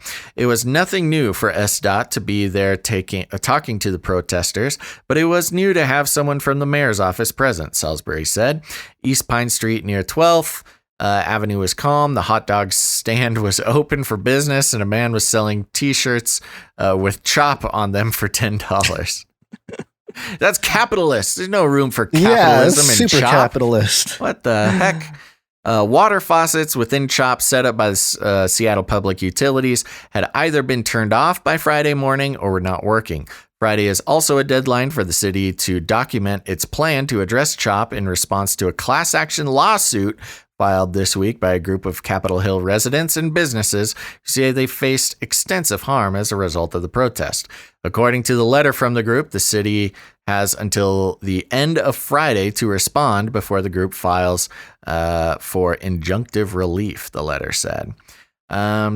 Let's see, one last little thing. The mayor's office said in the email statement that city staff is offering social services and a resource hub to people sleeping in Cal Anderson and encouraging them to leave. So, you can sleep here, but leave. Please leave. Like bed and breakfast. Please get out of our park. We've seen the slow disintegration of CHOP over this week, starting out with Mayor Jenny Durkin saying that they're going to start taking steps to take it back, and beginning to take away the traffic halting barriers that were once surrounding the area. Now, something interesting, Gons, it's really hard to track this when they keep switching out articles and stuff. And another example of this, yesterday, a Twitter account called CHOP Official, SEA for Seattle, put out a tweet, a very interesting tweet, had thousands of responses. And I'm glad I took I have a picture here of a part of the statement. I did not expect what happened next, which was that Twitter handle got suspended.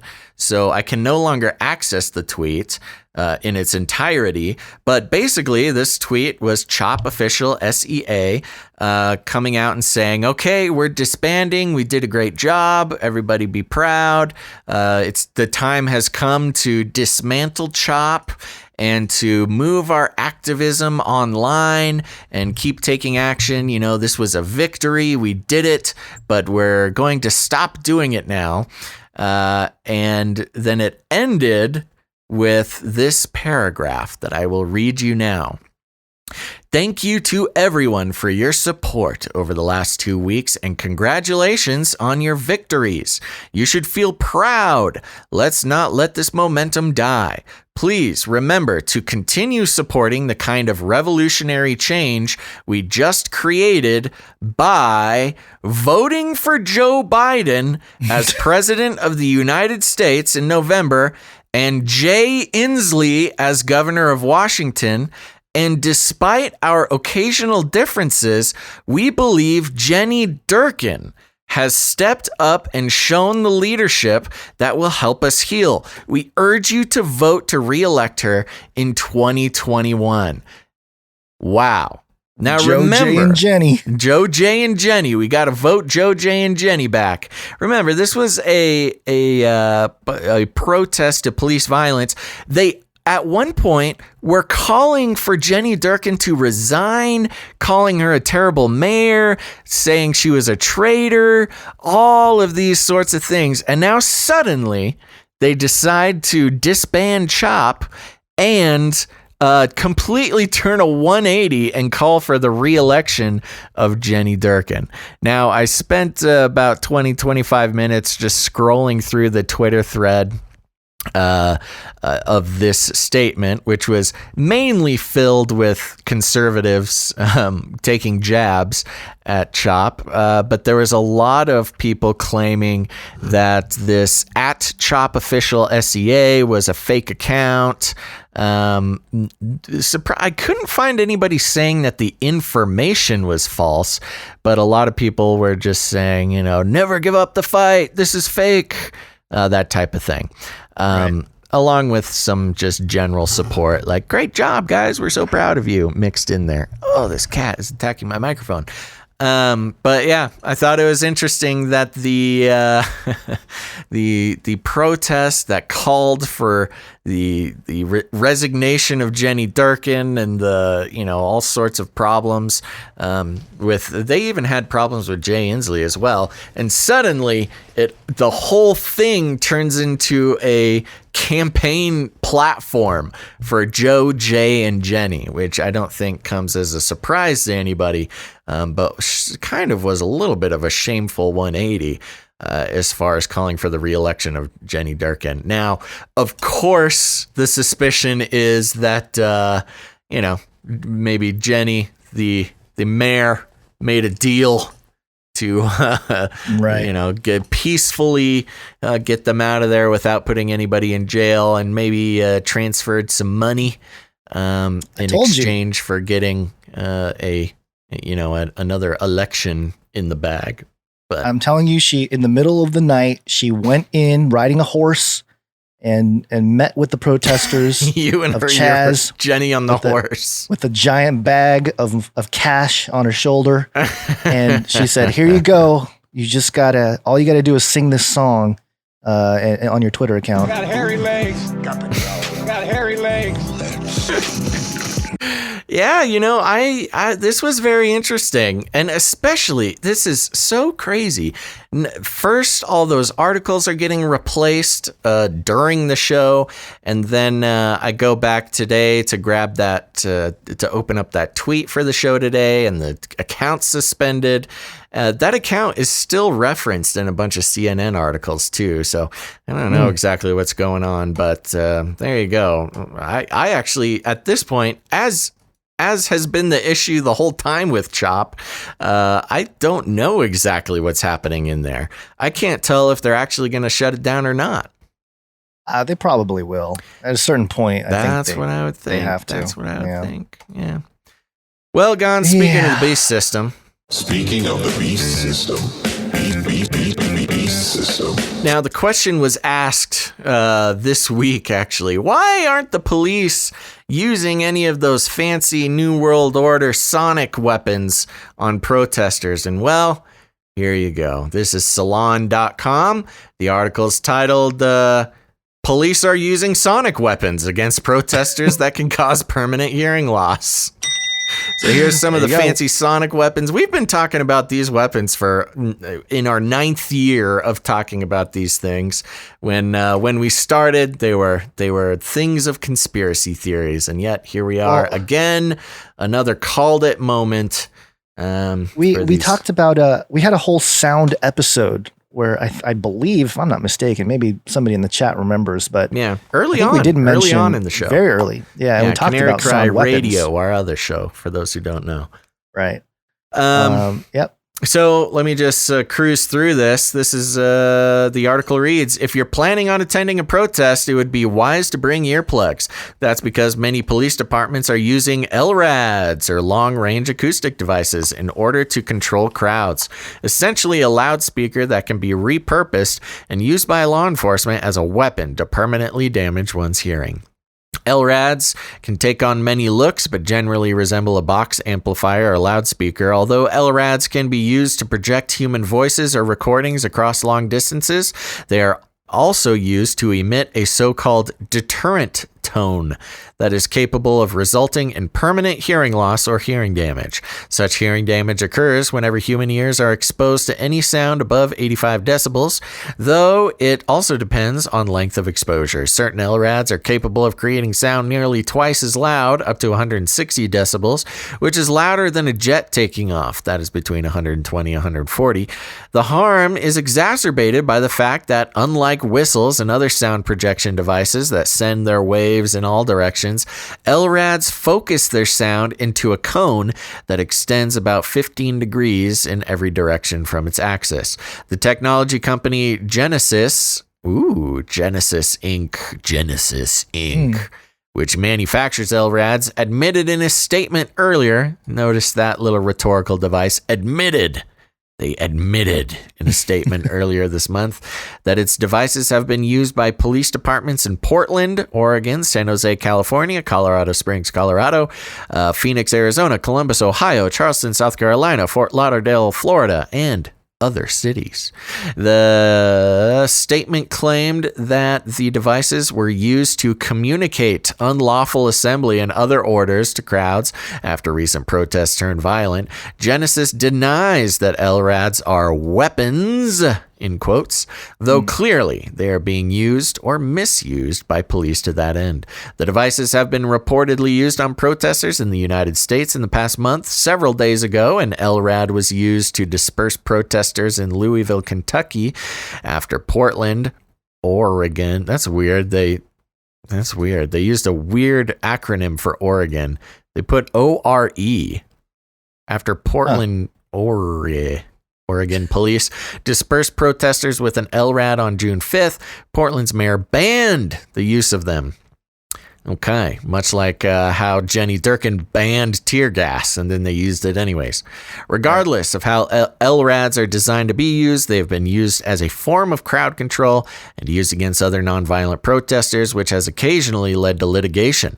In 2009, protesters at the G20 summit in Pittsburgh were attacked with an LRAD by police. Attacked by loud noises. It's not a weapon. A local professor suffered permanent hearing damage and won a settlement against the city of Pittsburgh. All right, then they go into a long history of LRADs and stuff like that. But there you go. The LRADs are out, baby. All these techie weapons, they are happening. It's not a secret. Right. And, I made a point in the last episode about if there is a confrontation with higher military forces with the citizens of CHOP, that they're not going to be able to stand the technology that exists. That's the big problem there. You get an LRAD 160 decibel blast coming at you. It's not a matter of, your will to continue protesting. You physically are going to be disoriented from that.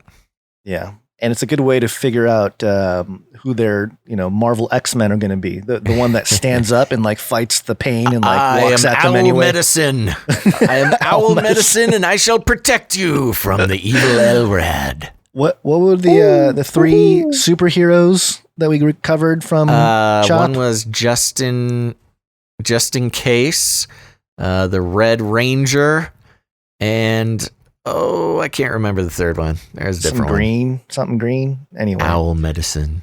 Owl Medicine. Owl Medicine took him out. Yeah. And I don't know. For some reason, this article reminded me of more South Park episodes. I don't know if that did anything for you, Basil. But no, but that's okay. I'm glad you're happy. It just brings me back. There's a old episode where there's I had to look it up. It's titled "The Worldwide Recorder Concert," episode 17, season 3, where they discover the brown noise, and a few million people hit the brown noise with the recorder, and you can guess what happens. Wow. Sounds hilarious. Yeah. Well, I was going to say, maybe that's a better way to get people to stop protesting. I think that would happen. If you had 160 decibels coming right at you, there might be some brown noise involved. There might be some brown noise, yeah. Okay. Actually, if you really want to get into the LRAD history, actually, the Nazi scientist Hitler had a sonic weapon that allegedly could cause intestinal damage. So brown noise is undesired real. Bowel movements. Yeah. Yeah. Okay. Could scramble your insides.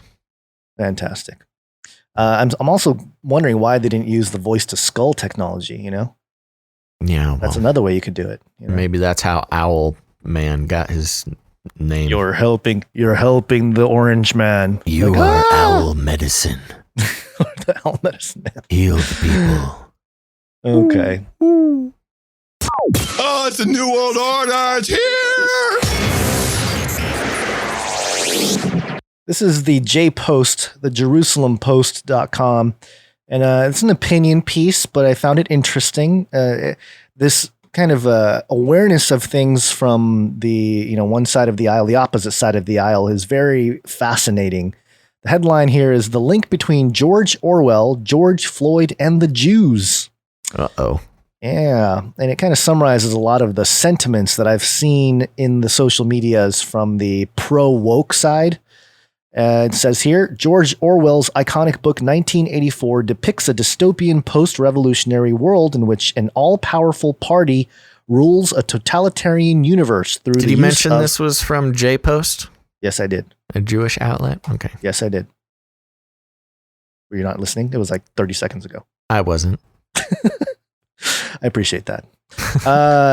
Okay, let me start over. George Orwell's iconic book 1984 depicts a dystopian post-revolutionary world in which an all-powerful party rules a totalitarian universe through the use of thought police. In part 2 of the prophetic novel, the protagonist of the story, Winston Smith, tries to impress upon Julia, the woman whom he is having a dangerous and forbidden love affair, why it is so important to rebel against mind control. Impossible. Quote, "Do you realize that the past, starting from yesterday, has been actually abolished?" He asks rhetorically during one of their trysts while recounting tales of his time as a forger of records. Quote, "If it survives anywhere, it's in a few solid objects with no words attached to them, like that lump of glass there." He goes on, "Already we know almost literally nothing about the revolution and the years before the revolution. Every record has been destroyed or falsified. Every book has been rewritten. Every picture has been repainted. Every statue and street and building has been renamed. Every date has been altered. And that process is continuing day by day and minute by minute. History has stopped. Nothing exists except an endless present in which the party is always right." These words, published in Britain in 1949, 4 years after the end of World War II, are particularly chilling today in light of the current upheaval in the US. The ostensible catalyst for the explosion of what could be called the cancel culture revolution was the May 25th killing of African-American George Floyd by a sadistic Minneapolis police officer. The ground was already fertile for the mayhem that ensued, however. Indeed, Anybody who believes that the goal of the protesters, certainly those rioting and looting, but even the ones marching and chanting peacefully, has been to raise consciousness about the unfair treatment of blacks is missing the point and the bigger picture. What has become clear during the past few weeks is that the motive of the radicals leading the campaign is not to improve America by eradicating its social flaws. It is rather to demonize the country's birth as a nation and delegitimize its entire existence, just like its enemies abroad, such as Iran, but from within. The Black Lives Matter and Antifa thugs barely disguise this aim. They don't need to do so, nor are they embarrassed by their often inherently contradictory positions. They call the shots, after all, and are never called to task for their actions. Meanwhile, their numerous clueless fellow travelers in the media, academia, Hollywood, Silicon Valley, and even Wall Street are too busy apologizing for being privileged to engage in any serious examination or debate. Yes, even seemingly intelligent and educated people are more preoccupied these days with firing employees who might harbor impure thoughts, banning books, and changing the brand names of syrup and cereal to question the dubious practices of the activists to whom they are kowtowing. Yes, as professors and newspaper editors lost their livelihoods for defending free speech, their peers were penning letters of mea culpa for crimes against blacks that they have not committed. As Democratic members of the U.S. Congress kneeled subserviently to the mobs defaming and attacking law enforcers, their party's state senators, governors, and mayors were being pressured by radical constituents into defunding police departments that not only employ blacks, but die in the service of protecting them. And as these Democrats cloaked themselves in African kente cloth, not one of them even mentioned that thousands of Nigerian Christians are being slaughtered by Boko Haram jihadists who also happen to be black. But then not a peep has been uttered by Black Lives Matter about the plight of their fellow Africans. You know, the ones who actually live in Africa, where racism is rampant and slavery still thrives. Nor do the people begging for acceptance and forgiveness from the Black Lives Matter radicals appear to notice, for instance, that among the symbols of American heritage and history being trashed by their supporters are those honoring famed abolitionists, such as Wisconsin's Colonel Hans Christian Heg, as well as monuments that pay tribute to blacks themselves. Take the Clayton Jackson McGee Memorial in Duluth, Minnesota, for example, which was defaced in the immediate aftermath of Floyd's murder. The monument consists of the statues of Elias Clayton, Elmer Jackson, and Isaac McGee, 3 black men lynched by an angry mob in 1920 and hanged from a lamppost after being accused falsely of raping a white woman. Then there's Robert Gould Shaw in Massachusetts 54th Regiment Memorial in Boston. The bas-relief sculpture was created at the end of the 19th century to highlight the evil of racial bigotry and pay homage to the black heroes who fought and died in the Civil War. The desecration of the above monuments can be explained in one of 2 ways. Either the fact that they were erected by Americans and Americans was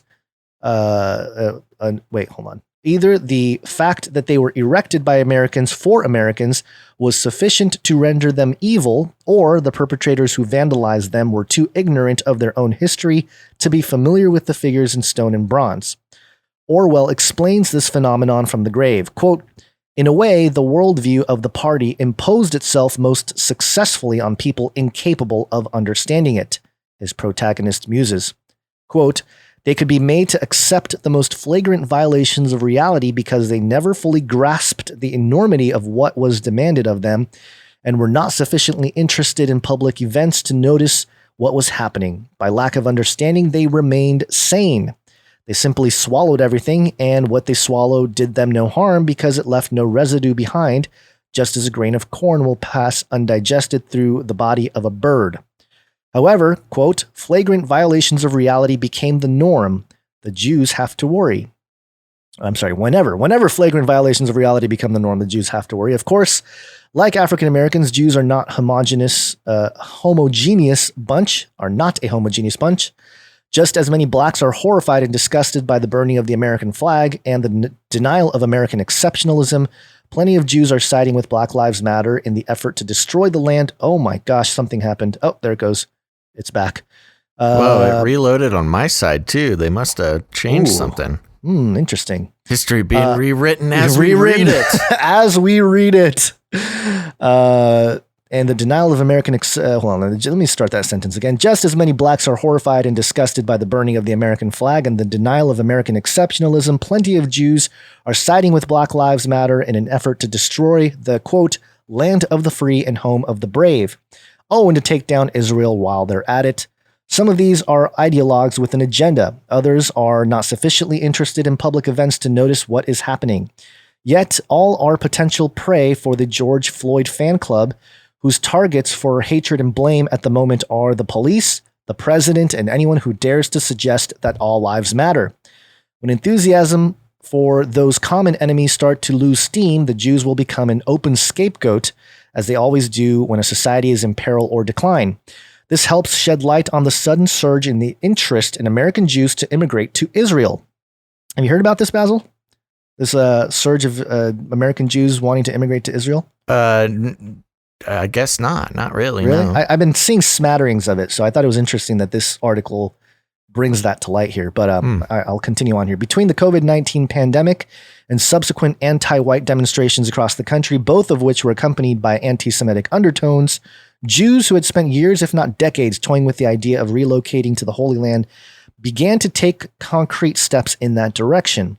According to the Aliyah facilitating organization Nefesh B'Nefesh, this May saw a record number of applications from North America, the highest in a single month since its founding 18 years ago. In anticipation, the Jewish agency told the Knesset to prepare for the wave of new immigrants.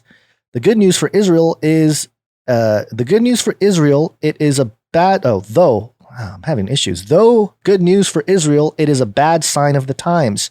Jews never before have felt the need to flee the U.S. If they made Aliyah, it was by choice. That so many even are considering such a move during the global economic crisis caused by coronavirus lockdowns indicates uncharacteristic desperation. Their malaise is undeniable or understandable. Their malaise is understandable. So is their hope that Israel will provide a safe haven from progressive totalitarianism. The problem is that Israelis mimic Americans, which is why a vigil for Floyd, replete with Black Lives Matter signs and slogans, was held in Tel Aviv. It is also the reason that Israeli pundits who appear regularly on one or another of Israel's main TV channels assert with idiocy disguised as authority that America suffers from systemic racism, which everyone knows is the fault of U.S. President Donald Trump. Alas, if Israel were surrounded by Iranian proxies and other external enemies armed to the teeth, it easily could end up bathing in, not just drinking, the cancel culture Kool-Aid. Israel, like the rest of the West, needs a strong and healthy America, not one forced into submission by fanatics bent on altering its nature and fundamental principles. Black Lives Matter, its sycophants must not be mistaken for people who care about the likes of George Floyd. They should be seen and understood in the context of George Orwell. Whoa. So I thought this was very well done, coming from someone that's Jewish, I think, Ruthie Blum.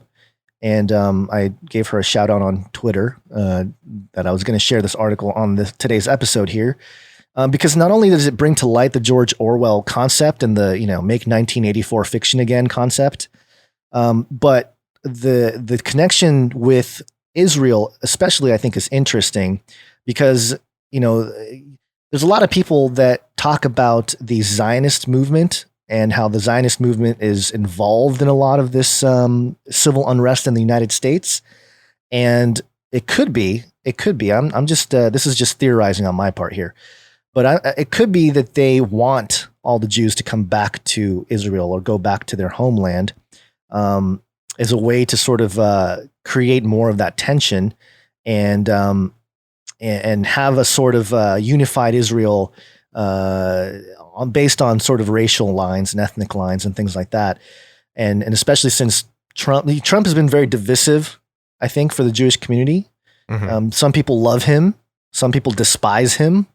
It's very interesting to watch the whole concept, because the Jews obviously have been part of this undercurrent of the whole thing here, with either being, calling out, hey, we're being anti-Semitism is on the rise again, we're being persecuted again in America, to the opposite end of, hey, call out the Zionists, they're trying to do some things here that are not cool. And a lot of, I've seen, a good handful of Jewish people say like, hey, we're not for this Zionist political movement trying to take over everything, and calling out some of secular Jews.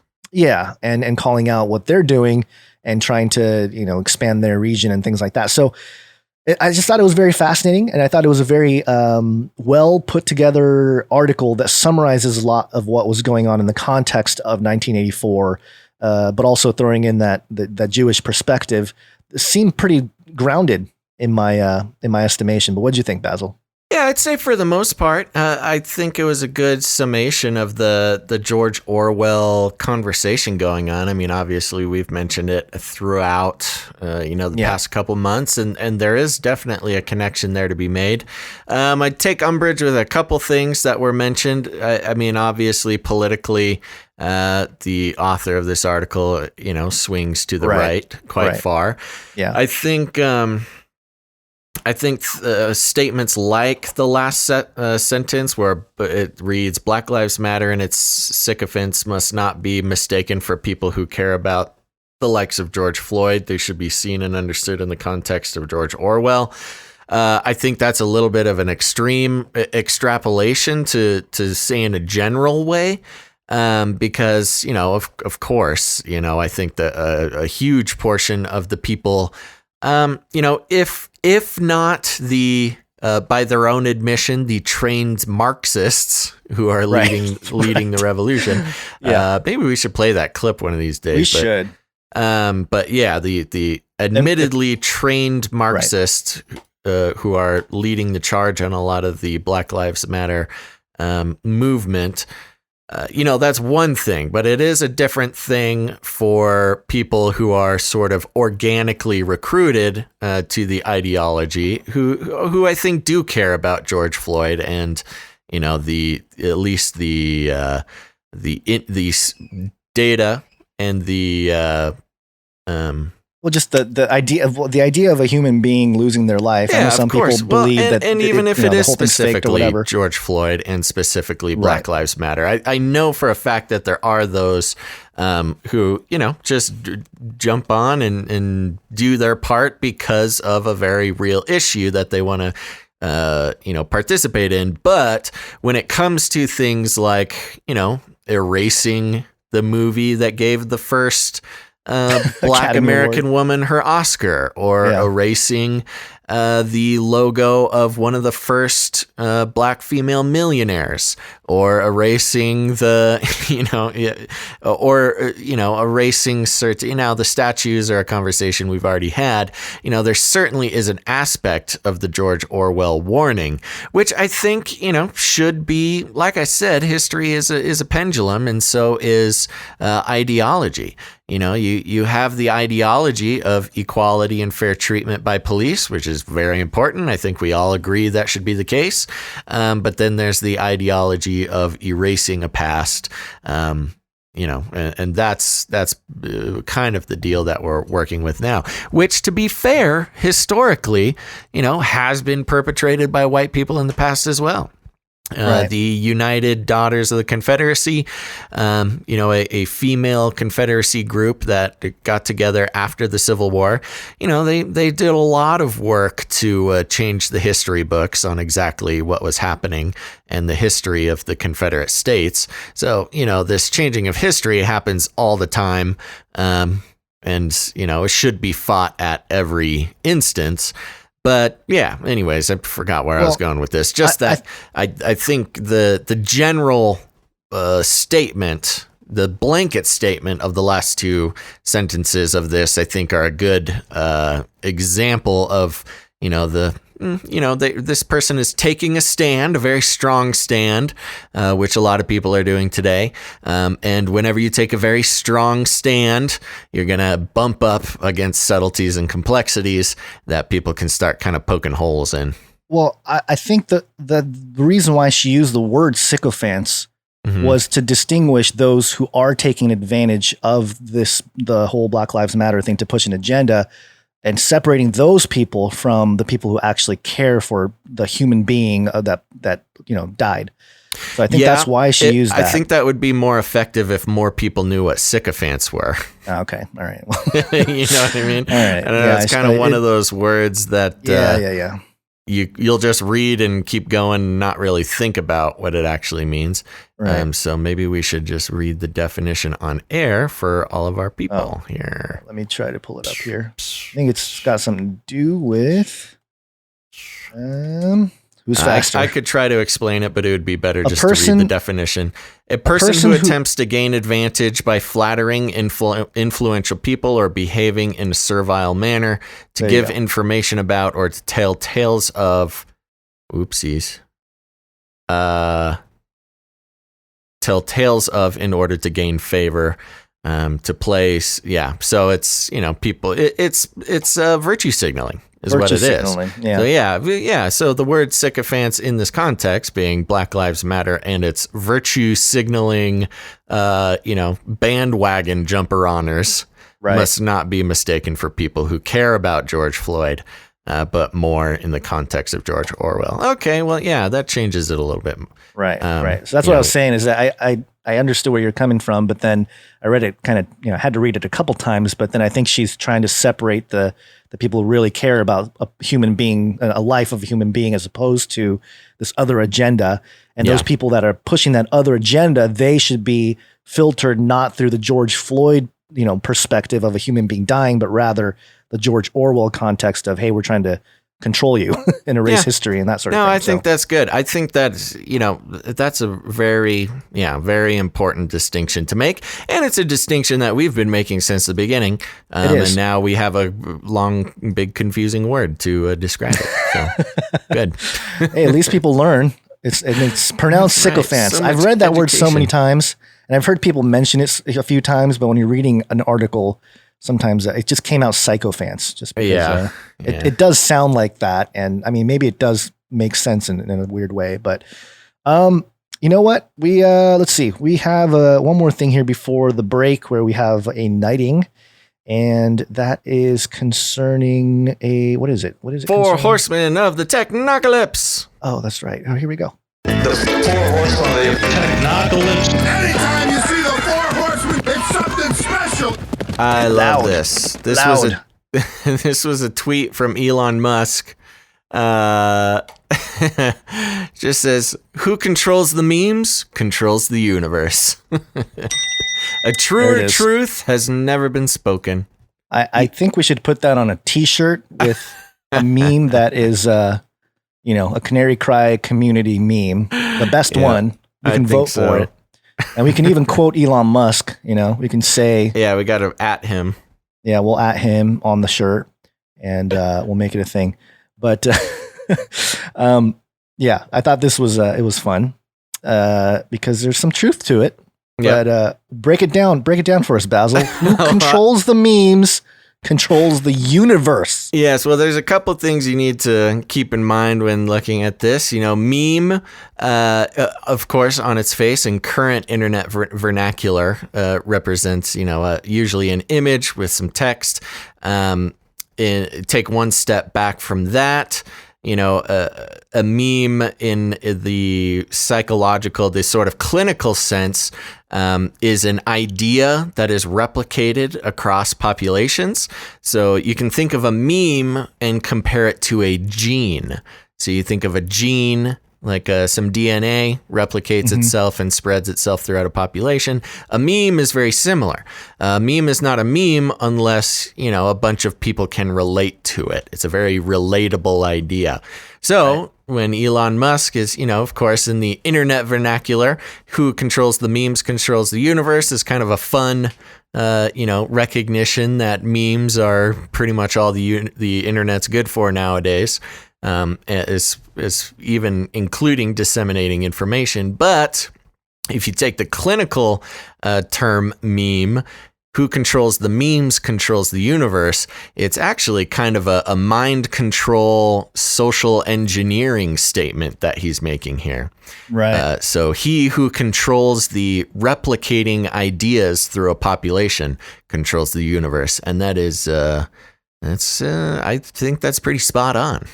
You know, it's interesting in the context of the gospel, how that, if you think about, if you're talking about an idea that spreads, it's really interesting. When you start thinking about the whole messaging of a man who claimed to be God, who resurrected, and just through that belief, you have a salvation of your soul. It's a very simple idea that has been manipulated and changed, or the controllers and authorities and stuff have abused religion in general.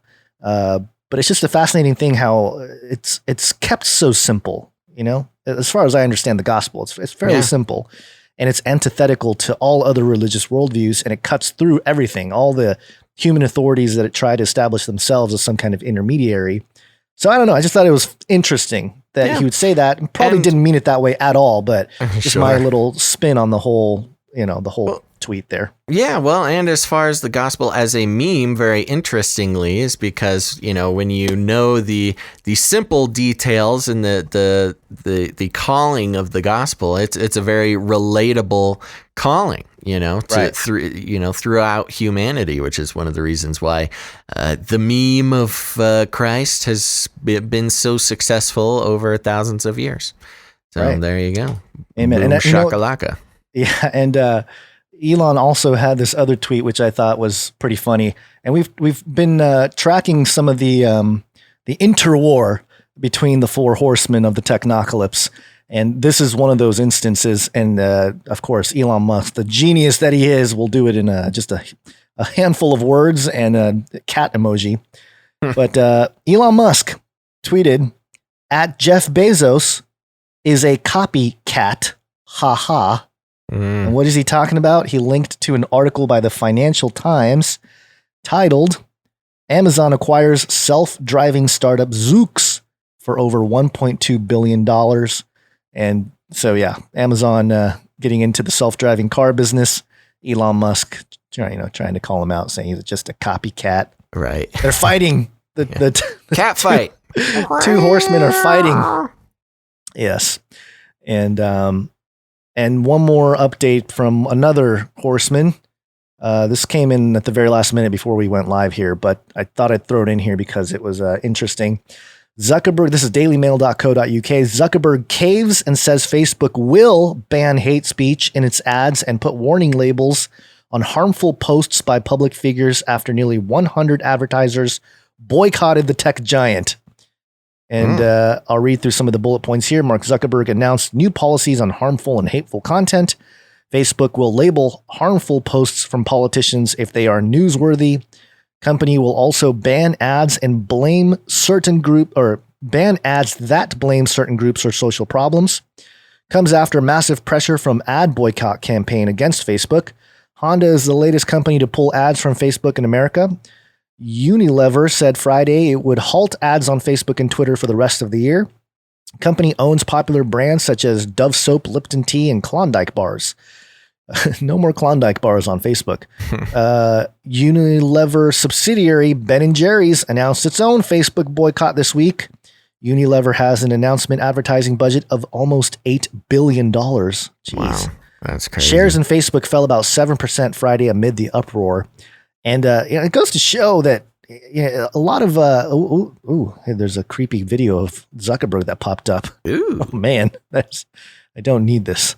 It just goes to show how a company like Facebook, apart from all of the data mining they do, their main business is still like they made billions not from just selling your data, which they did, but it wasn't just that. It was having that complicit, advertising, marketing connection, and all the big companies using their platform where they made a lot of their money, the ad money, that came in. And so once that starts leaving, 180 from Zuckerberg. It's all about the money, baby.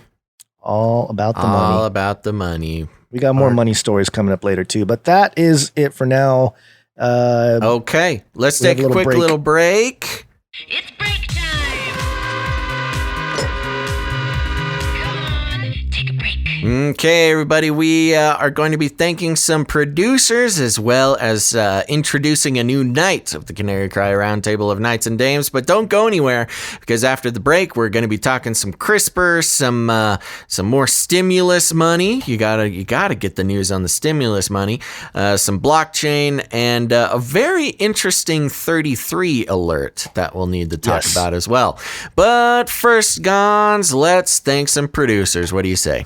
That sounds good to me. Okay, now, if some of you are wondering, what am I talking about? Talking about producers and such. I thought we were just a couple of knuckleheads putting out a show. No, here's the thing. We run on the value for value model, which is we put out the show, and you, as individuals, human beings who listen to the show, if you get value out of what we do 3 times a week, you then have the opportunity to put some value back in. And just like the real world, we're not LARPing around here. You know, this isn't a game. If you put, we used to ask for donations. Lots of other shows ask for donations, but we're not a charity. And just like the real world, those who pay the bill to get a piece of media made, they're not just donors or listeners, they are producers. So if you support the show financially or in a couple other ways, you are a producer of the show. And this is not a joke. This is not a little, a fun little quip or anything. That's just how the real world works, folks. Grow up. So if you want to, we want to take a second and thank some of our new producers for this week. Gons, let me just double check just in case somebody came in during the show. I actually did on both the patreon.com/CCNT and patreon.com/Canary Cry Radio. And we only have one. Only one. Okay. Only one new producer since the last show. Yeah. That's okay. We're very grateful to that producer coming in over at patreon.com/Canary Cry Radio. Remember, for this show, if you want to support this show, put some value back in, you can go to patreon.com/CCNT for Canary Cry News Talk. But we had our one producer come in, and their name is Sambakuf. Sam BKF. Sambakuf. Thank you very much, Sambakuf. And anybody come in on PayPal or anything? I'm doing a double check just to make sure nobody since the show started has provided a little producership support. Sure. I am not seeing anything. Okay, so there you go. I appreciate that, Sambaka. Thank you for coming in and supporting the show. You are our producer for this episode. And you people out there, if you want to become a producer, you'll get a shout out on the show. It's called credits, people. Look it up. And you'll also help this show keep going. If you get any value out of us doing this show 3 times a week, please consider becoming a producer of the show. It's the only way we can keep going. We've actually been propositioned by many advertisers over the years, and we turn them all away because we don't believe in gaining your trust and gaining your attention and turning around and selling it for our own personal gain. Occasionally, we'll get listeners out there say, I'd rather you advertise than talk about donations and producers and all this nonsense. And it really makes me sad, because that's actually part of the brainwashing going on. It is. People would rather that their trust and attention be sold to a corporation than to actually actively support something they love. And that, I don't know. I've talked about it a lot, but that's exactly what's wrong with the world. It's submitting yourself to the system of this world. You are willingly turning yourself over as a mind slave. Advertisement is brainwashing. And so when really makes me sad when I see people say they would rather we advertise than ask for people to support the show. It's dejecting. And plus, it causes the content creators to have to change their messaging if Well, they that's want exactly to keep the right. money coming in too. That's you know? exactly So right. Can that's the you other part of it. imagine the types of things that would get us would get our advertising pulled? We couldn't do the show. The show wouldn't be there. Every show, every time we'd say something, another. First of all, company. even just talking about the gospel, that's, Right. that would be considered hate speech. We'd lose advertisers there, as well as all the other crazy stuff. And so there you go. I mean, if you want advertising on this show, it won't be this show. So we rely on our producers to support the show, and that's why we're so thankful to Samba Kafuf. And that, Gons, is why we are so happy to introduce a new night to the Canary Cry Roundtable of Knights and Dames. If you don't know, the Canary Cry Roundtable of Knights and Dames is a collection of very special producers. We've been doing podcasts. We are in our 9th year. And so, a lot of people have been supporting us over those 9 years. And when a producer has contributed in the amount of $1,000 or more, they are now introduced to the Canary Cry Radio Roundtable of Knights and Dames. They get a place of honor and are considered, some very generous producers of the show. And we have one today. Yes, we do. Okay. Are you ready? I'm ready. Here, hold on. Let me get this. Got to get my sword out here. Yeah, there we go. Okay. Okay, I was doing a little sharpening earlier today of my Japanese katana. Oh, that's right. Okie dokie, here we go. Well, we want to call up Sir Edward. It is our honor. Please step forward to the Canary Cry Roundtable of Knights and Dames, where we have a seat for you.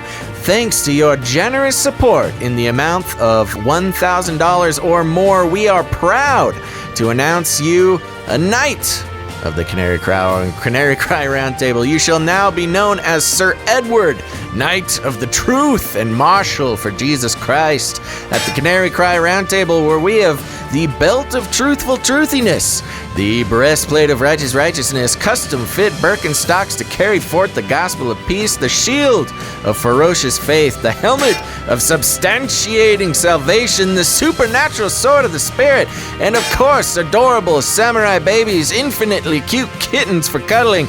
And if you're hungry, we have fancy feast, sweat food, and of course, fried wormicorns. Welcome to the Canary Cry Knights and Dames Roundtable, Sir Edward, Knight of the Truth and Marshal for Jesus Christ. Thank you very much, Sir Edward.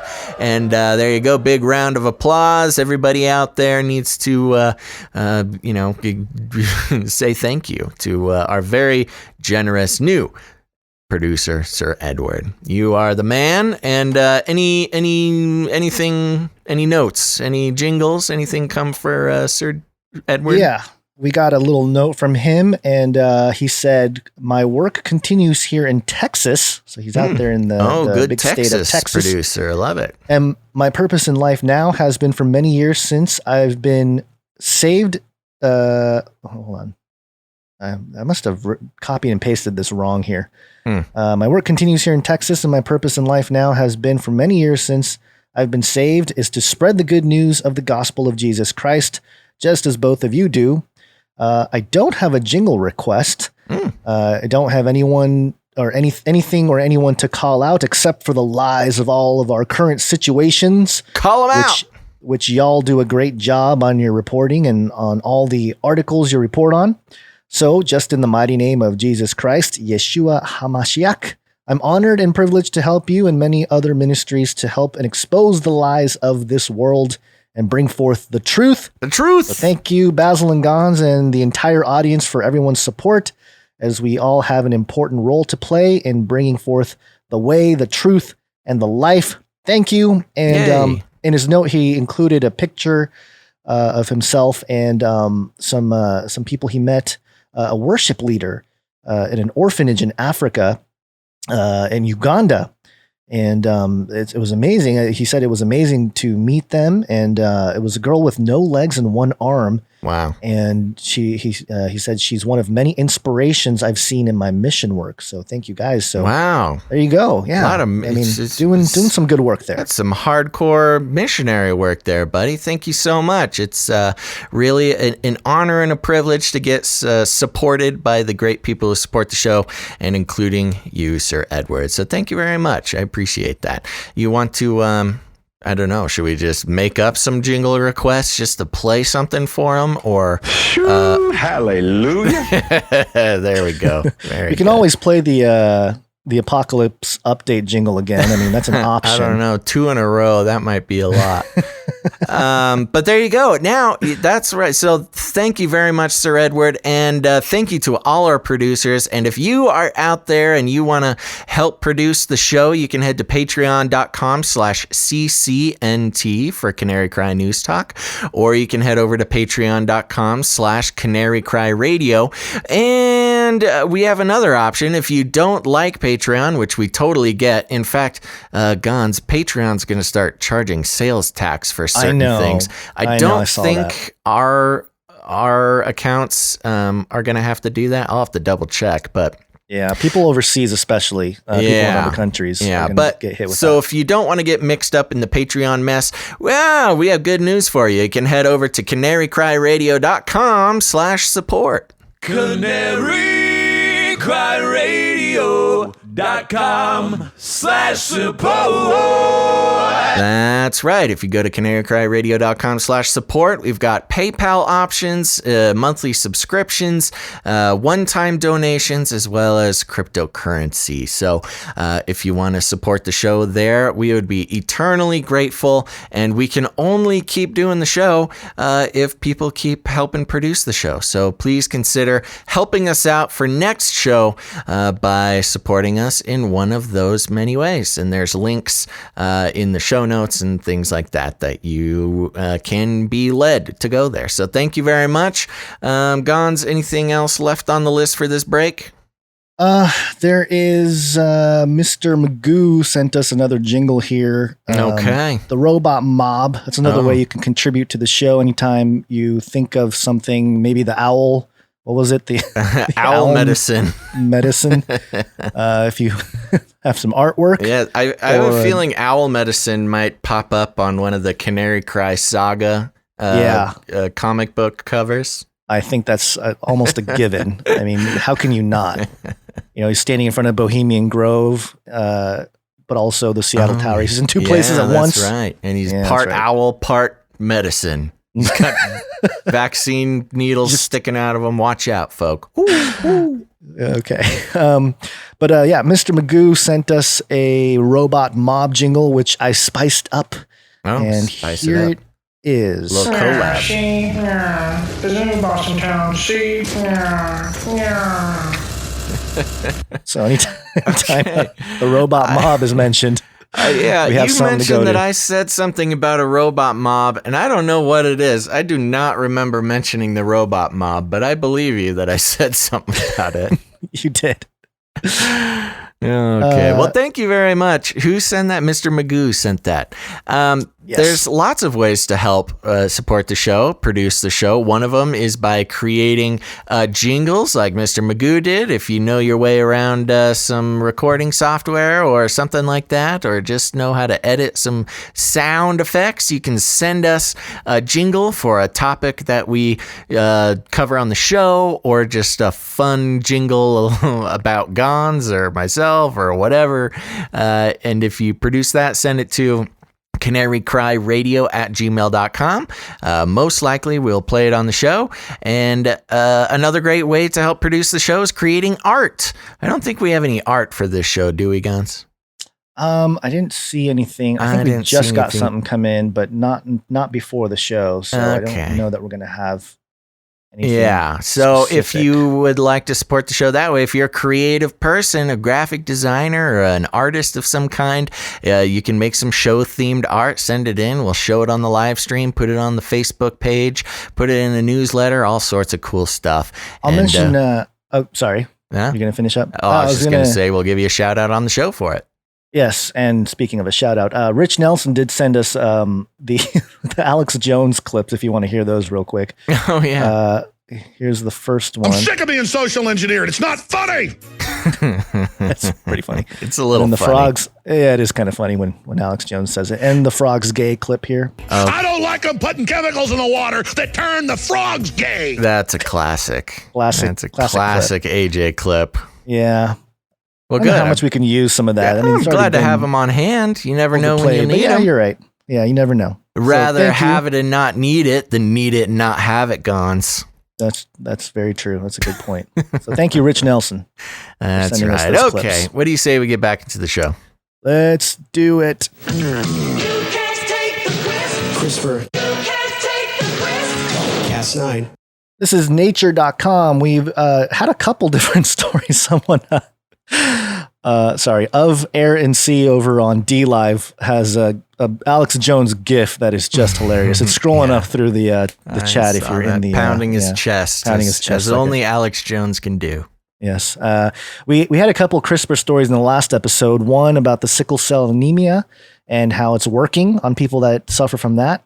And also the light CRISPR, the light beam method, I guess, the newer, more, advanced method. Yeah. And those are positive type of stories, and positive in the air quotes, because, again, we've always been approaching this topic with caution here. But this one's a little bit more on the negative side, if you will. Nature.com, CRISPR gene editing in human embryos wreaks chromosomal mayhem. Yep. Yeah. We mentioned suite of this experiments. a while back. I'm glad you brought it, though. Yeah. When is the article published? Just to double check here. June 25th. Okay, so it's yesterday. A suite of experiments that use the gene editing tool CRISPR-Cas9 to modify human embryos have revealed how the process can make large, unwanted changes to the genome at or near the target site. The studies were published this month on the preprint server BioRxiv, and have not yet been peer-reviewed. What's up with these non-peer-reviewed papers getting a lot of attention these days? That's been the problem, too, with a lot of COVID stuff. I mean, there was the Lancet studies got retracted for that exact reason. Yeah. But taken together, they give scientists a good look at what some say is an underappreciated risk of CRISPR-Cas9 editing. Previous experiments have revealed that the tool can make off-target gene mutations far from the target site, but the nearby changes identified in the latest studies can be missed by standard assessment methods. Quote, the on-target effects are more important and would be much more difficult to eliminate, says Gretan Bergio, a geneticist at the Australian National University of Canberra. These safety concerns are likely to inform the ongoing debate over whether scientists should edit human embryos to prevent genetic diseases, a process that is controversial because it creates a permanent change to the genome that can be passed down for generations. Quote, if human embryo editing for reproductive purposes or germline editing were spaceflight, the new data are the equivalent of having the rocket explode at the launch pad before takeoff, says Fyodor Urnov, who studies genome editing at the University of California, Berkeley, but was not involved in any of the latest research. Unwanted effects. Researchers conducted the first experiments using CRISPR to edit human embryos in 2015. Since then, a handful of teams around the world have begun to explore the process, which aims to make precise edits to genes. But such studies are still rare and are generally strictly regulated.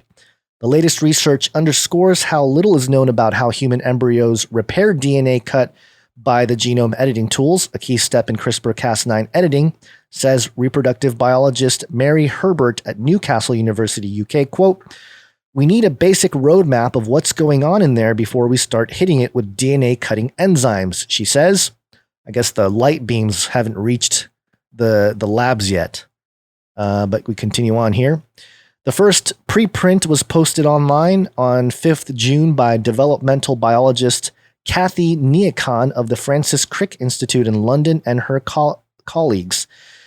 In the study, the researchers used CRISPR-Cas9 to create mutations in the POU5F1 gene, which is important for embryonic development.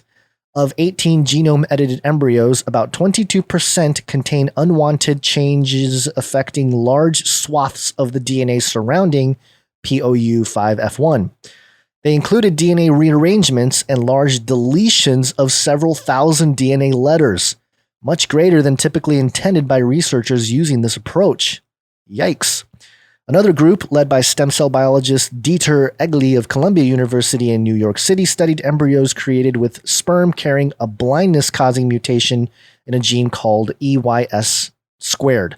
The team used CRISPR-Cas9 to try to correct that mutation, but about half of the embryos tested lost large segments of the chromosome, and sometimes the entire chromosome on which EYS is situated. And a third group, led by reproductive biologist Shokrat Mitalipov of Oregon Health and Science University in Portland, studied embryos made using sperm with a mutation that caused a heart condition. This team also found signs that editing affected large regions of the chromosome containing the mutated gene. In all the studies, researchers used the embryos for scientific purposes only and not to generate pregnancies. The lead authors of the 3 preprints declined to discuss the details of their work with Nature's News team until the articles are published in peer-reviewed journals. Good job there, scientists. Unpredictable repair. The changes are the result of DNA repair processes harnessed by genomic editing tools. CRISPR-Cas9 uses a small strand of RNA to direct the Cas9 enzyme to a site in the genome with a smaller sequence. The enzyme then cuts both strands of DNA at that site, and the cell's repair systems heal the gap. The edits occur until that repair. Most often, the cell seals up the cut using an error-prone mechanism that can insert or delete a small number of DNA letters. If researchers provide a DNA template, the cell might sometimes use that sequence to mend the cut, resulting in a true rewrite. But broken DNA can also cause shuffling or loss of a large region of the chromosome. Previous work using CRISPR in mouse embryos and other kinds of human cell had already demonstrated that editing chromosomes can cause large unwanted effects, but it was important to demonstrate the work in human embryos as well, says Yurnoff, because different cell types might respond to genome editing differently.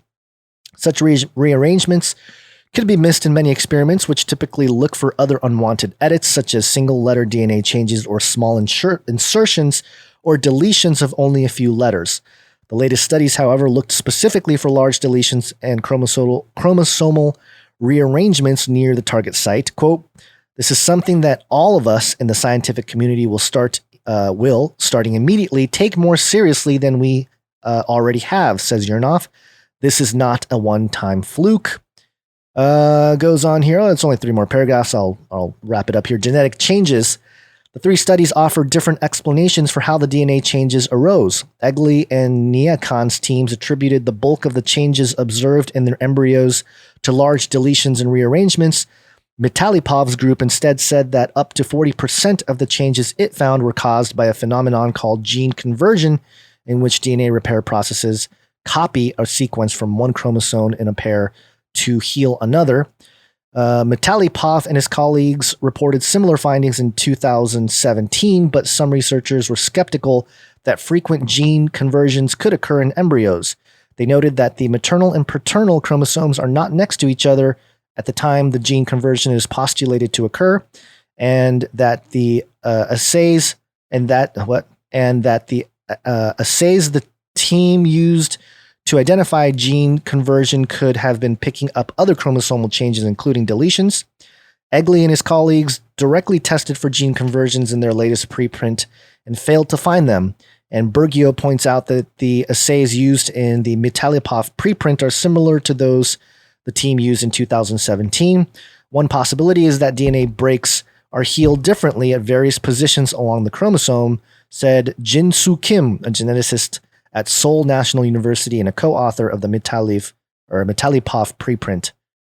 So there you go. A little more evidence, not confirmed by peer-reviewed journals, but 3 separate studies suggesting that DNA deletion and reshuffling is a problem with CRISPR-Cas9 technology. Yeah, can't say I'm too surprised, and No. can't say that we're the first to say it, that tampering with the DNA of human beings would cause a cascading effect of doom.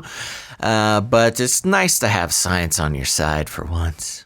Because science is truth. I was gonna ISO that Fauci. Oh yeah. Science is truth, but I totally forgot to do it today. But we'll have it before the next show, maybe. Yeah. So there's not much to really analyze or break apart with this, but maybe it's because I take for granted. Now, if there's listeners who are coming on for the first time, just to kind of give you a little bit of a background about why we follow CRISPR, gene editing and tampering with the original, the image of God that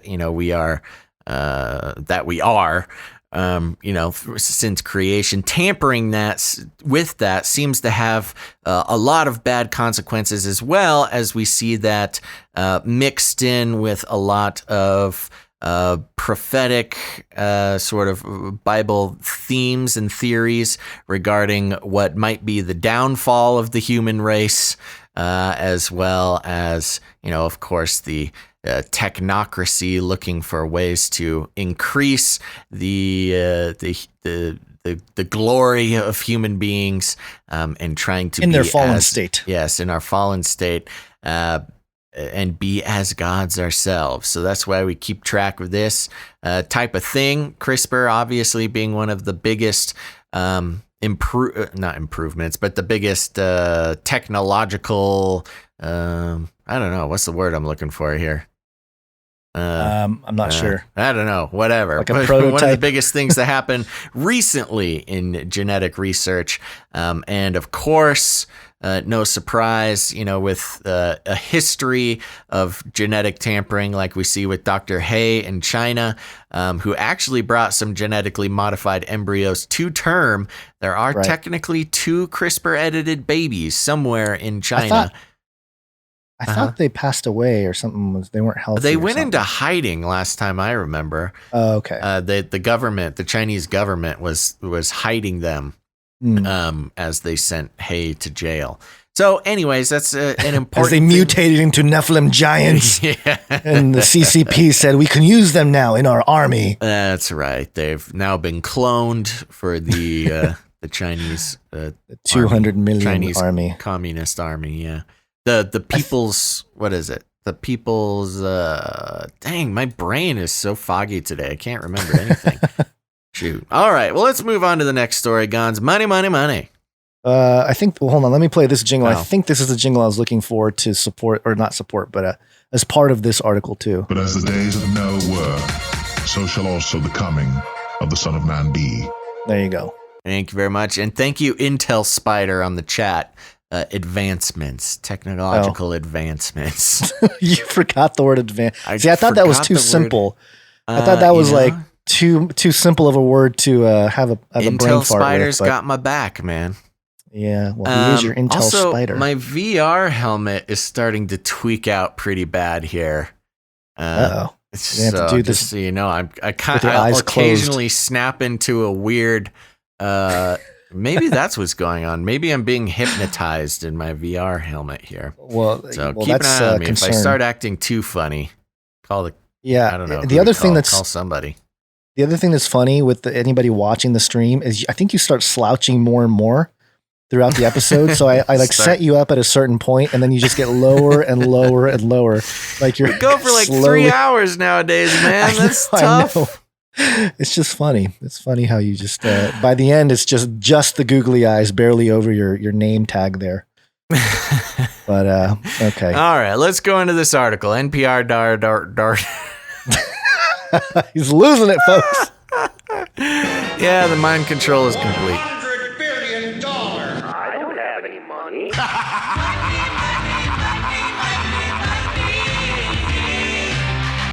Okay, let's try that again. NPR.org. The article is titled Nearly $1.4 billion in coronavirus relief payments sent to dead people, Guns. Oh, no. The IRS sent nearly $1.4 billion in coronavirus relief payments to dead Americans. A new report by an independent government agency shows. What is an independent government agency? Every government agency? That sounds like a private entity, a central intelligence agency. Sounds like the word that means the opposite things that I can't remember right now. Oh, come on, chat. Help me out here. Independent government. You can't have an independent government agency. If it's like in the government, it's not independent. And if it's independent, it's not in the government. It's central intelligence. Okay. The government accountability. It's an easier way to say central intelligence without saying it. I disagree. I think it's lies. I think it's full of lies. The IRS sent nearly $1.4 billion in coronavirus relief payments to dead Americans, a new report by an independent government agency shows. The Government Accountability Office said the error involved almost 1.1 million checks and direct deposits sent to ineligible Americans. The payments were part of the coronavirus aid package passed in March, known as the CARES Act. So far, the IRS has dispersed over 106 million payments worth nearly two. Yep. Okay. I'm losing my patience, Guns. Losing my patience here. You were pretty impatient before we went live too, but I was a little hyped up too. I've got this thing. It keeps screwing me up. So usually, when I got this VR helmet on and I'm looking around, the world stays stationary. But occasionally today, the whole world, like it just happened there, the whole world will start moving with me. It's very disorienting. Oh, you need to reset. Yeah, I know. Oxymoron, thank you, one Mr. Rogers. That's what I was saying. Independent government agency is an oxymoron. Oh, I see. Yeah. The Government Accountability Office said the error involved almost 1.1 million checks and direct deposits sent to ineligible Americans. The payments were part of the coronavirus aid package passed in March, known as the CARES Act. So far, the IRS has dispersed over 160 million payments worth nearly $270 billion to people for coronavirus relief. The improper payments happened because of confusion over whether dead people should receive payments, the GAO report concludes. Confusion. In the hectic early days, as the IRS was preparing to send out millions of payments, the Tax Bureau bypassed established protocols, declined to use available death records, and did not clearly communicate with the Treasury Department, which oversees its work. The IRS did not use those death records, which are maintained by the Social Security Administration, for the first 3 batches of coronavirus relief payments, which account for 72% of the money dispensed to date. The IRS had developed a process in 2013 to use death records to prevent improper payments to dead people. It bypassed these controls for coronavirus relief payments, the GAO found. Initially, the IRS was unclear about whether the law permitted it to deny relief payments to the deceased. This is the government work at its finest. Initially, the IRS was unclear about whether the law permitted it to deny relief payments to the deceased. The IRS was unclear if it should send money to dead people. Well, there you go. This is the people we give half our money to every year that we earn. This is crazy, dude. I don't know. Should we send money to this dead guy? I just really don't know. And the Treasury Department was unaware the payments may go to decedents, the GAO founds. It wasn't until later, after the Treasury Department realized that payments had been made to dead people, that it determined in conjunction with legal counsel that those who had died as of the date of the payment were not eligible for relief money. Whoa! Thanks, Treasury Department and legal counsel. What is going on over there? An NPR investigation. What? It's Mnuchin over there, the Treasury Department. Mnuchin. That's crazy. Standing there with his giant sheet of $100 bills with his signature on it. This is the wildest article. This just shows the complete incompetence of the Treasury Department and the IRS. They're not sure if they're legally permitted to deny money to dead people, and it took the Treasury Department and their legal counsel to determine whether it was whether they should send money to dead people, checks written out to dead people. An NPR investigation in May found that Americans who had died as early as January 2018, they'd been dead for 2 years and got checks from the IRS. In response to NPR's story, a bipartisan group of lawmakers demanded answers from the Treasury Department and the IRS about how many dead Americans received the payments and what steps government will take to recover the improperly dispensed money. Quote, while it is essential that our constituents receive stimulus payments quickly, these improper payments to deceased individuals represent significant government waste and a burden to constituents who mistakenly accept the payments, the lawmakers said in a letter. Yeah, mistakenly accepted the payments. The Treasury I have a defense after you're done here. Okay. I'm gonna play the devil's advocate for a moment. Okay. The Treasury Department previously told NPR that payments made to people who died in the coronavirus relief payment was received should be returned to the government. The IRS has published instructions on its website for how to return payments. In its report, the Government Accountability Office said the IRS should consider ways of actively notifying ineligible. This is crazy. This is crazy. Wait a minute. Oh, no, stop for a second. Slow down. I'm going to read this nice and slow for everybody. In its report, the Government Accountability Office said the IRS should consider ways of actively notifying ineligible recipients about how to return improperly dispensed payments. The Government Accountability Office said the IRS should consider ways of actively notifying dead people about how to return money to the government. What is going on? Oh, I haven't laughed this hard on the show in a while, but this is the wildest story in the world. This makes me giddy with happiness to know that not only is the incompetence of the government sending money to dead people, but there is a serious investigation in how to let those dead people know how to send the money back. There's only one thing that there's okay, this is the explanation, okay? The government, the Trump crew there, they figured out how, number one, how to communicate with dead people. And number two, he plans on resurrecting everybody because we will launch a new age.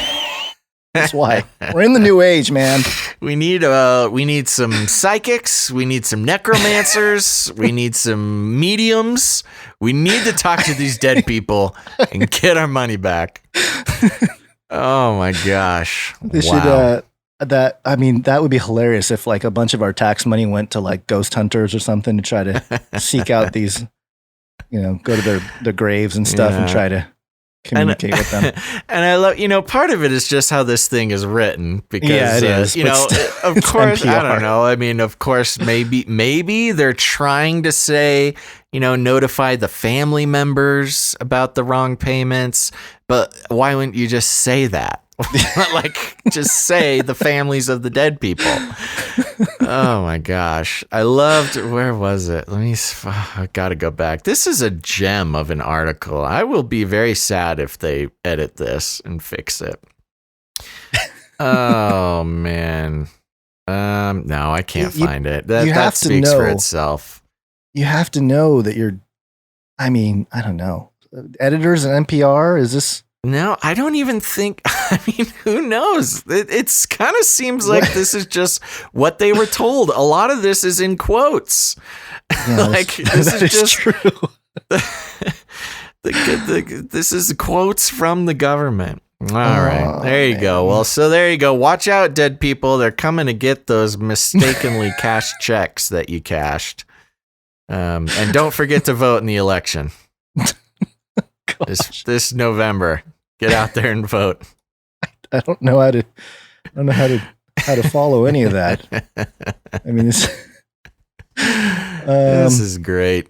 Okay, right, let's hit the along next. the same lines. This is involving the government. So anything we do has to just your confidence in the government should wane here. But this makes all the more troubling the types of stuff they're trying to pass over there in Washington. Blockchain. Mm-hmm. And this is a story by Cointelegraph.com. New bill to outlaw encryption without government backdoor in U.S. Senate.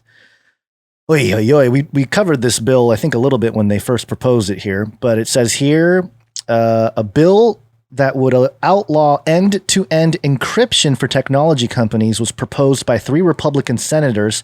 Meanwhile, Ava and Cardano would not yield. Of course, it's a crypto thing. So Ava and Cardano both being crypto projects out there. 3 Republican senators introduced a bill to end warrant-proof encryption on June 23rd. It invokes national security as a pretext for requiring device manufacturers and service providers to assist law enforcement by providing access to encrypted data. Pedophiles and national security.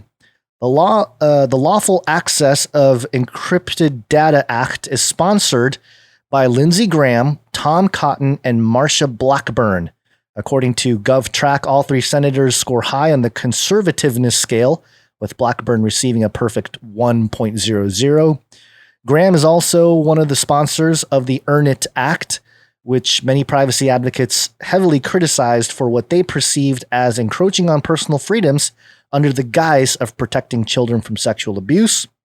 It is not clear why Graham and his colleagues felt the need to propose a bill that, on the surface, seems to have similar goals to the Earn It Act, stripping the individuals of rights to use privacy-preserving technology while forcing technology companies to become even more responsive to the state's whims. Perhaps the idea is that at least one of the cards that the bill plays, national security or child welfare, will get the job done. The press release says that the proposed legislation, quote, would bring an end to warrant-proof encryption in devices, platforms, and systems, a debate that has raged for years. Also, it stresses that companies would be required to cooperate with the authorities only after a warrant is issued by the court. Quote, the bill would require service providers and device manufacturers to provide assistance. I think this is already... Okay, we already read that part. If this bill ever gets passed, the crypto industry might be especially affected. Cryptographic algorithms are at the core of Bitcoin and other cryptocurrencies. On the other hand, the decentralized nature of many projects in the space may make the industry better prepared.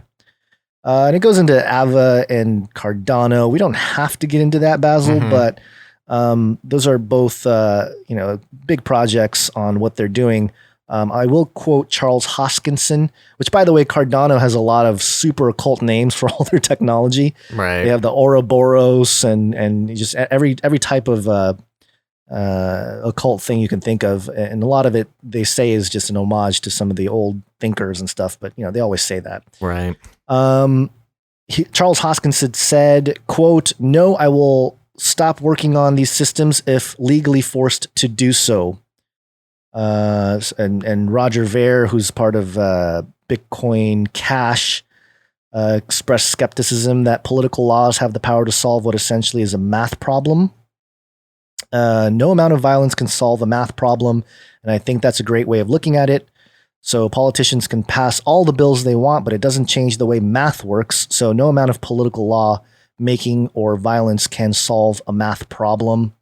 Meanwhile, Attorney General William P. Barr issued a statement strongly supporting the act, pointing out that warrant-proof encryption allows, quote, criminals to operate with impunity, and that given the COVID-19 lockdown, it could be a time liar. It could not be timelier. Oh, it could not be timelier. Oh my gosh. I think your brain farts are like starting to come over to my end now. Okay, and the quote is, the danger is particularly great for children who are targeted online for sexual exploitation, especially during this time of coronavirus lockdown. Survivors of child sex abuse and their families have pleaded with technology companies to do more to prevent predators from exploiting their platforms to harm children. We cannot allow these companies to elevate their profits and the privacy rights of these abusers over the safety and security of children. The likelihood of this bill passing will be greatly impacted by November elections. And, this brings up a really challenging topic of, and we've brought it up before on, I think our interview with Brad from Unstoppable Domains, but you value privacy, but how do you make sure, or how do you provide legal stance to go after those who are actually doing horrific things like child trafficking? Right. And so that's the debate here, because if you allow, and especially when it comes to tech, it's really challenging because, you know, you have some gatekeeping going on with the companies. And in the case of centralized companies, I mean, I think if they have a warrant, they should give up some of the information. You know, obviously that could be abused, and it works both ways. But in terms a warrant's of a warrant. The biggest problem with, you know, what the big tech companies have gotten into the habit of doing lately is handing over information and access without a warrant. Right. Yeah. Just at the request of a law enforcement agency.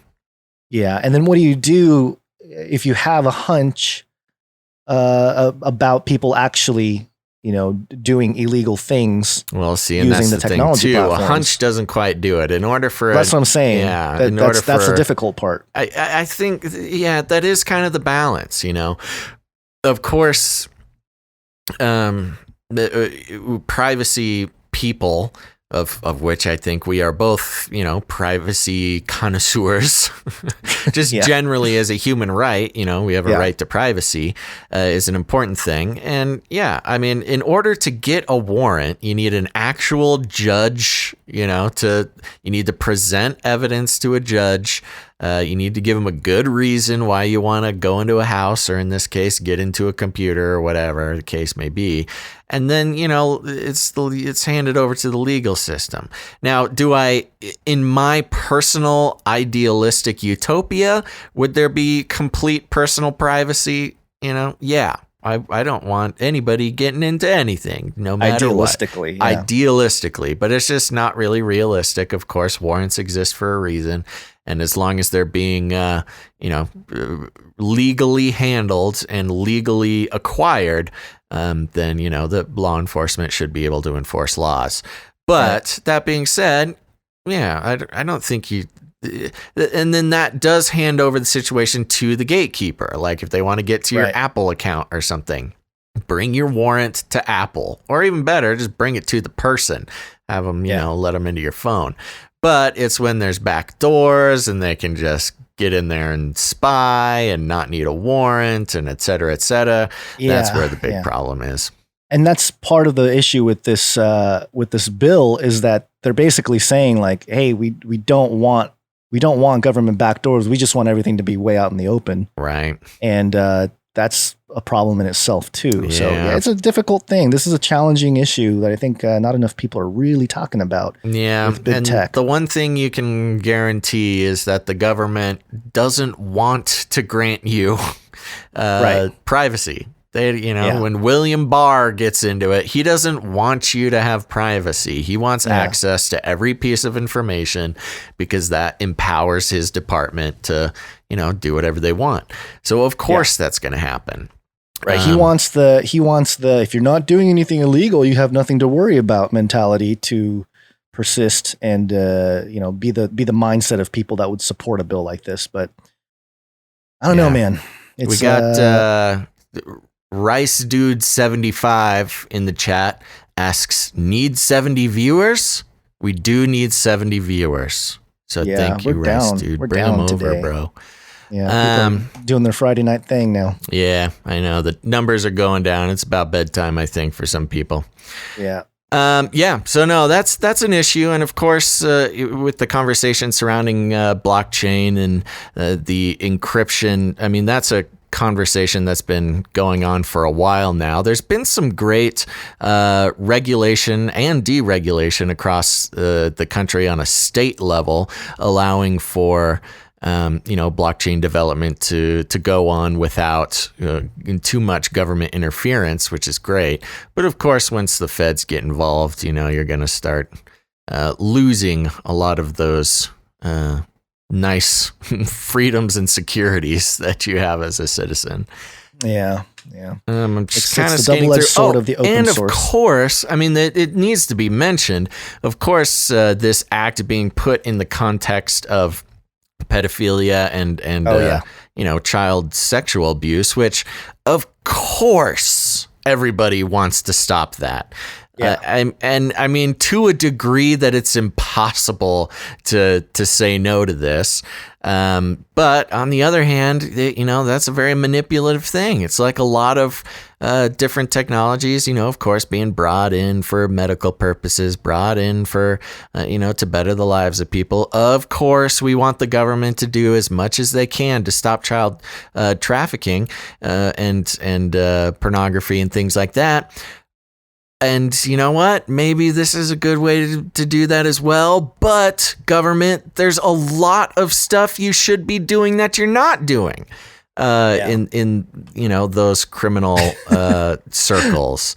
I mean, do I need to mention Jeffrey Epstein? Do we need to even go there? I mean, a whole island for the purpose of abusing children with whole flight logs of elite Americans flying there. How has that just sort of dissipated? Oh, I guess because of coronavirus and race riots and elections and things like that. Kill himself. Yeah. Since you brought him up. Yeah. And yeah. So that's an ongoing issue. And I think this, it just goes to show that no matter what, it's the totalitarian one world government, type of thing is looming, and it's just creeping up, and it does so in different spurts, and it does so in a way that makes it for your common citizen. It is going to be the eroding of our freedoms, whatever freedoms we had left. I mean, I think a lot of it is an illusion of freedom at this point. And who knows how much, if you really kind of think back, in the era of technology, in the era of the internet, a lot of those freedoms have been obsolete in a sense, with technology being the great equalizer for everything. And so it's kind of one of those issues where you're using the tech, so you don't necessarily have all your freedoms in a natural sort of way if you're leaving a digital trail everywhere, Right. But anyway, those are things to bring up. And I wanted to bring this article up because it's an interesting issue, and it taps into the conversation about things like Bitcoin, which is pseudo-anonymous. So it's every transaction ever has been recorded on a blockchain. It's public. Mm-hmm.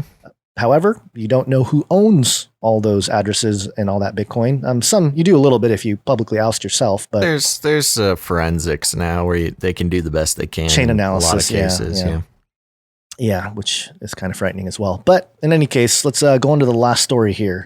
Yes. And the jingle for that is... It will kill. It will kill. Now, this one I just wanted to run through and end the show on because it's been floating around, and I spent quite a bit of time looking into it myself, so I thought we'd talk about it here. Detective Basil. Yes, hit the interesting notes, maybe do a little bit of debunking. We'll see what happens. So this is a dailymail.co.uk, but it is showing up everywhere. I chose this one because they included some details that a lot of other outlets did not include. And of course, in true Daily Mail fashion, we've got a paragraph of a headline. So, revealed New Jersey girl 8, her mother 33, and grandfather 62 drowned in backyard swimming pool when the child got into difficulty, and both adults tried to save her despite not being able to swim just weeks after they moved into the home. Daily Mail, you guys are crazy over there with their headlines. A New Jersey girl, her mother, and her grandfather all drowned in their home pool after the adults reportedly jumped in and tried to save the struggling youngster. Bharat Patel, 62, his daughter-in-law Nisha Patel, 33, and her daughter, named by neighbors as 8-year-old Sachi, were found... Why named by neighbors? Anyways, were found unresponsive in the backyard of their new home in East Brunswick on Monday. The medical examiner's office said Tuesday all 3 victims drowned and the manner of death was accidental. Sources told NBC the 8-year-old girl got into trouble in an underground section of the above-ground pool thought to be up to 7 feet deep. Her aunt is then said to have called for help before both Bharat Patel and the youngster's mom, Nisha, neither of whom could swim, jumped in to try to save her. They all got into difficulty, and the aunt jumped in, pulling Sachi from the water, but not before she had drowned, according to reports. Officials have also now this is, keep in mind, just pay attention. Officials have also confirmed electrocution was not a factor in their deaths. Okay. Neighbors had suggested the family may have been electrocuted. One eyewitness told CBS an electrician's truck showed up shortly thereafter. But a police spokesman told DailyMail.com electrocution was not a factor. The family are understood to have bought the 5-bedroom home within the last month for $451,000. Not sure why the price is important, but they are said to have only just serviced the pool ready for summer and were excited to use it. News 12 New Jersey reports. Concerned neighbors called the cops after hearing screaming from the property shortly after 4 p.m. on Monday afternoon. Loved ones were pictured being consoled in the aftermath of the tragedy Monday. Locals had initially feared someone had fallen, but when police arrived, they found 3 family members unresponsive in the pool. The family were pronounced dead in the backyard, NBC reports. Neighbor Vishal Makin told the network, "We are from the same part of India. We spoke the same language also." After the family had their pool serviced, Makin said, "We were so excited for them. It's the right weather. You should get it done. And it's just a bad, sad day." Brunswick Police Chief Frank Losacco said Monday, "This is a devastating day for our entire community." So, a couple interesting things here. First of all, of course, you got 33, the magic number, popped up, which, is always a pay attention moment. And then there started to be stories floating around about Nisha Patel, the 33-year-old in this case. Nisha Patel being an employee or a contractor for the Gates Foundation, which of course rang some bells. And, you add the fact that why was this electrocution? They weren't electrocuted. Why is that such a big deal? And popping up in every article written about this, is so very interesting. Why are you making such a big point that they weren't electrocuted? Now, some interesting things. Why this family just recently, they had been in this house for 20 days. None of them could swim. None of them admittedly could swim, yet they had this big swimming pool and they were excited to use it. So a little weird, but okay, it's okay. You can still enjoy a swimming pool, but it's just strange, I guess. Now, there's a lot of people talking about Nisha Patel working for the Bill Gates Foundation. I did spend actually quite a bit of time running around trying to track down Nisha Patel. There's a lot of Nisha Patels in America. Let me say that first. There are so many Nisha Patels. There is a Nisha Patel who works at the Gates Foundation, but there are also Nisha Patels that work everywhere. This Nisha Patel at the Gates Foundation does look like she would be around 33 years old, so the age does kind of match her pictures. I know her real age now. The Bill and Gates Foundation one. Which one? Oh, did you find it? I did, yeah. This Where? Just published while we were on air. Of course. This is Lead Stories publishing a fact check. The Nisha Patel, once employed by the Bill and Melinda Gates Foundation, did not drown in a New Jersey pool. Okay. And do you want? I'll let you finish your thing. Yeah. No, that's great because that's good. I'm glad those reports are coming out because those reports, as we know now, weren't out as this at the starting of this show, where I just checked because I found her on LinkedIn. I found the Gates Foundation, Nisha Patel. Found her on LinkedIn, and she had made a post the day after this horrible event. So there you go. I knew it wasn't her, unless, of course, you can use some apps, third-party apps to like schedule posts. But barring that possibility, she had posted on her LinkedIn after this incident. But how old is the Nisha Patel at the Gates Foundation, you said? 45. Oh, 45. Wow, she's pretty good looking for 45. So, yeah, but there you go. 33 obviously rang some alarm bells. I saw this spreading all over the internet. And this just to debunk, because you probably going to see this posted around, trying to connect this strange thing that happened to the Gates Foundation. And of course, the conspiracy theories will spiral from there. But as of now, there's no reason to think that that conspiracy theory is true. So there you go. Basil debunked. Right. Yep. And Lead Stories agrees with you. It says here in the article titled "Fact Check: The Nisha Patel, once employed by the Bill and Melinda Gates Foundation, did not drown in a New Jersey pool." She is 45, lives in Washington, D.C., and got into this sort of work, which is she's pretty non-profit well established work. Yeah. Yeah. Pretty big time work. When the Nisha Patel, who passed away on June 22nd, was only an adolescent. This Nisha Patel, the one rumored to have died, had this to say in an email to Lead Stories, quote, "Please let your readers and the world know that as of June 26, 2020, I am alive and well. There are multiple people named Nisha Patel in the U.S., and I'm just one of them, which is why I often use my middle initial G across public platforms. Many of the inquiries I've gotten across social media this week are bizarre and disturbing based on media reports. A person who shared my same first and last names appears to have died tragically in New Jersey. I do not know the family, but my heart goes out to them. In a pinned tweet, only available to followers, she thanked people for their concerns, assured them that she was fine, and extended her condolences to the family that suffered the loss of her namesake. She included a quote from Mark Twain that reads, quote, "The reports of my death are greatly exaggerated." And so there you go. She's toying with it a little bit, but there you go.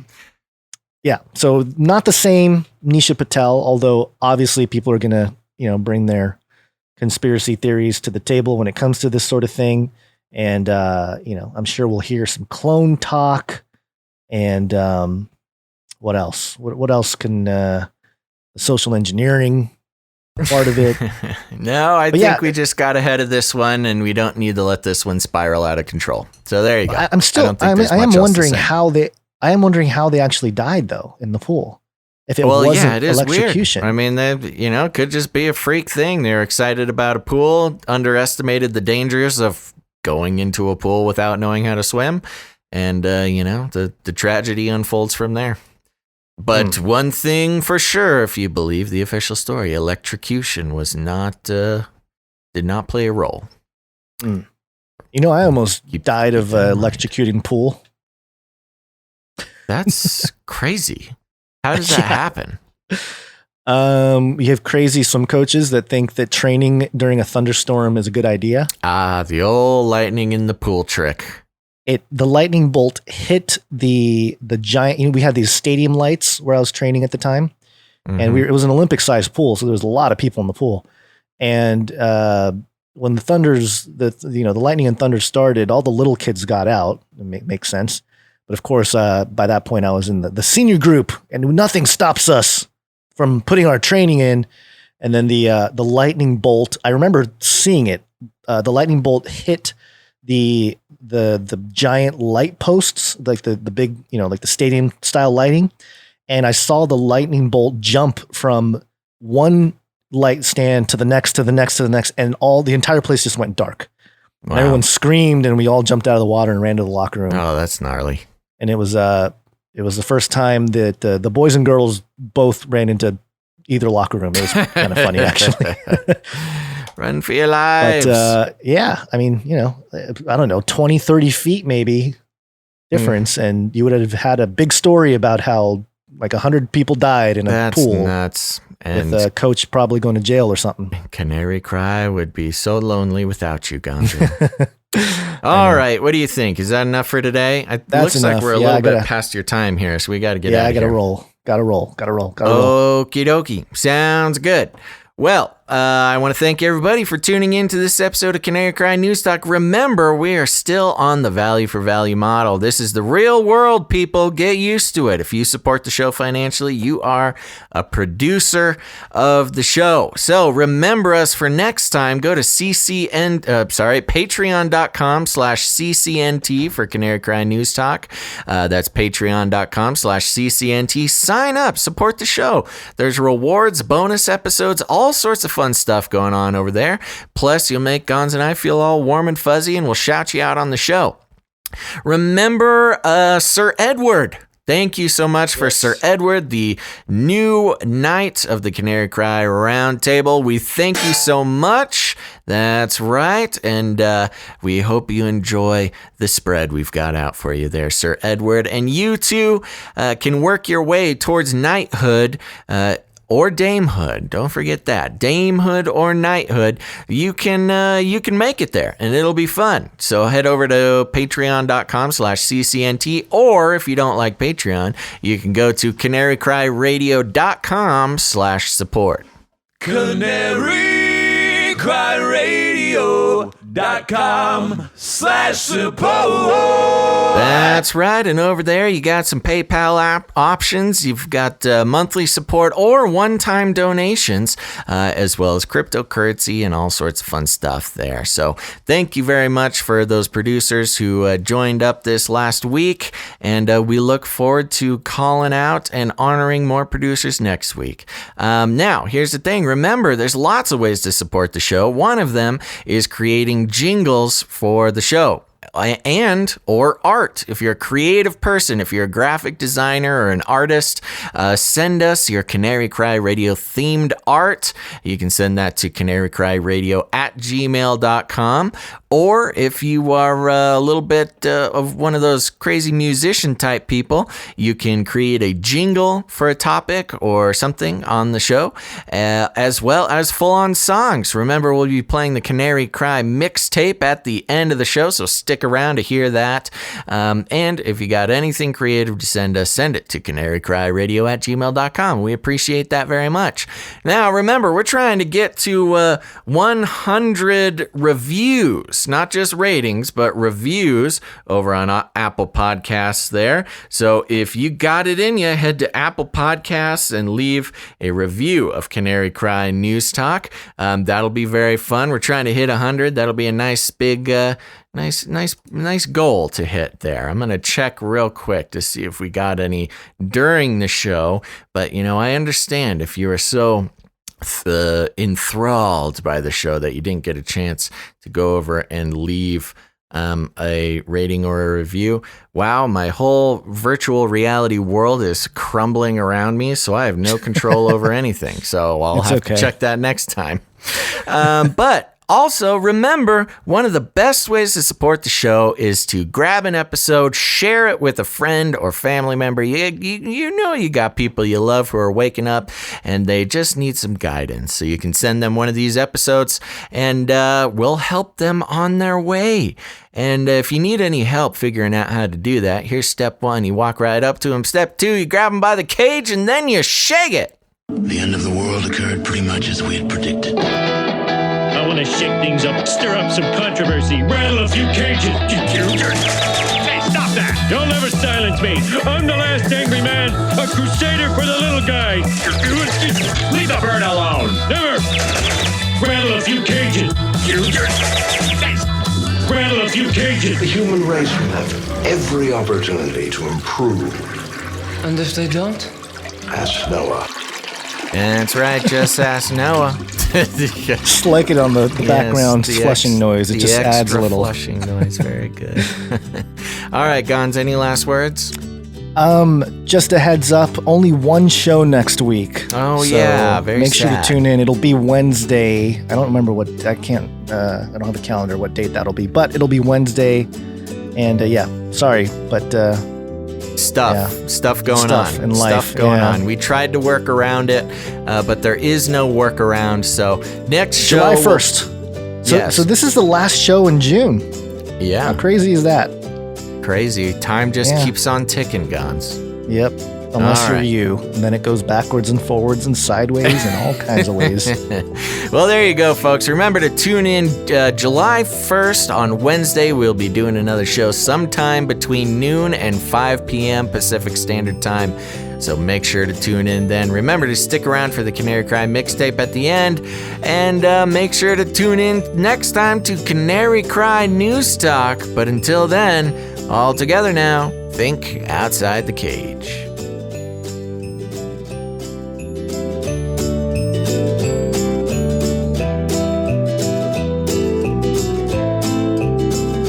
We will launch a new age.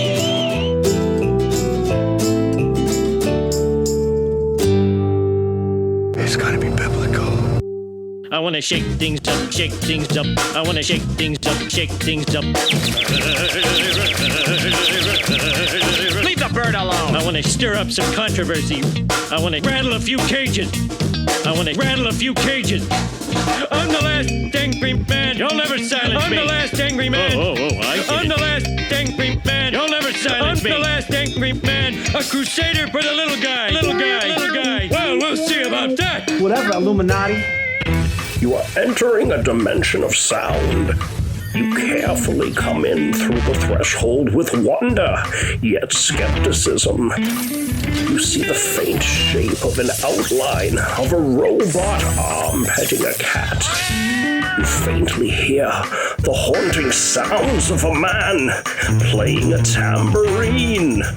The sound augments into two men playing with a soundboard. You're listening to Canary Cry News Talk. Stay a while and listen. And now, where Nephilim news meets biblical views, you'll find broken memes and shattered dreams. Give it up for Basil and Guns.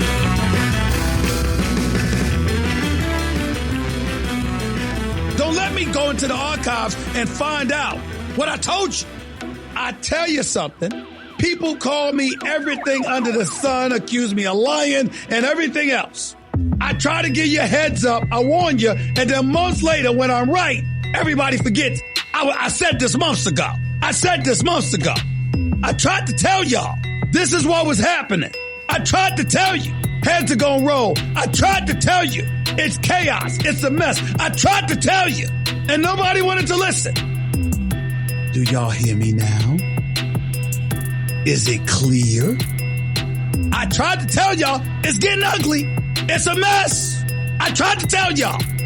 I tried to tell you. Nobody wanted to listen. And now you see folks scurrying. I mean, I tried to tell you. You know how many times I'll say something months in advance, and then it comes to fruition, and then y'all forget I reported. See, they're going to have breaking news like it's news. You know what the news was today? I tried to tell you. But nobody wanted to listen.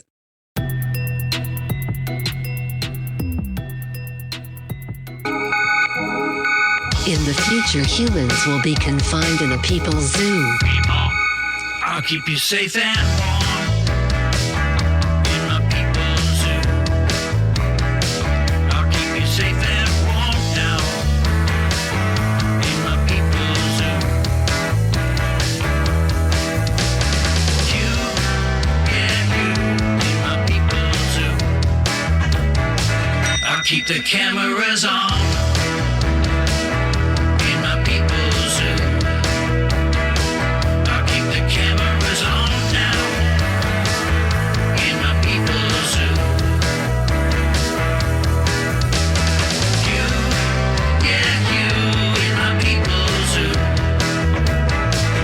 It will kill.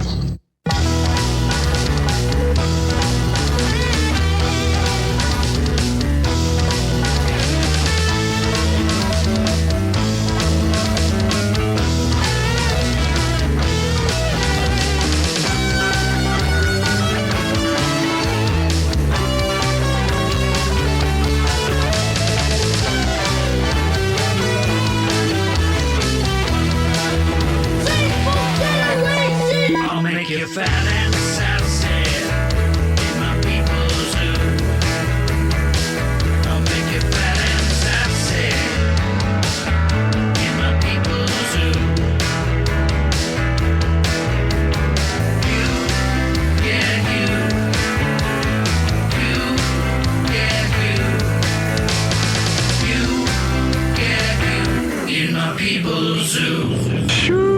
Hallelujah.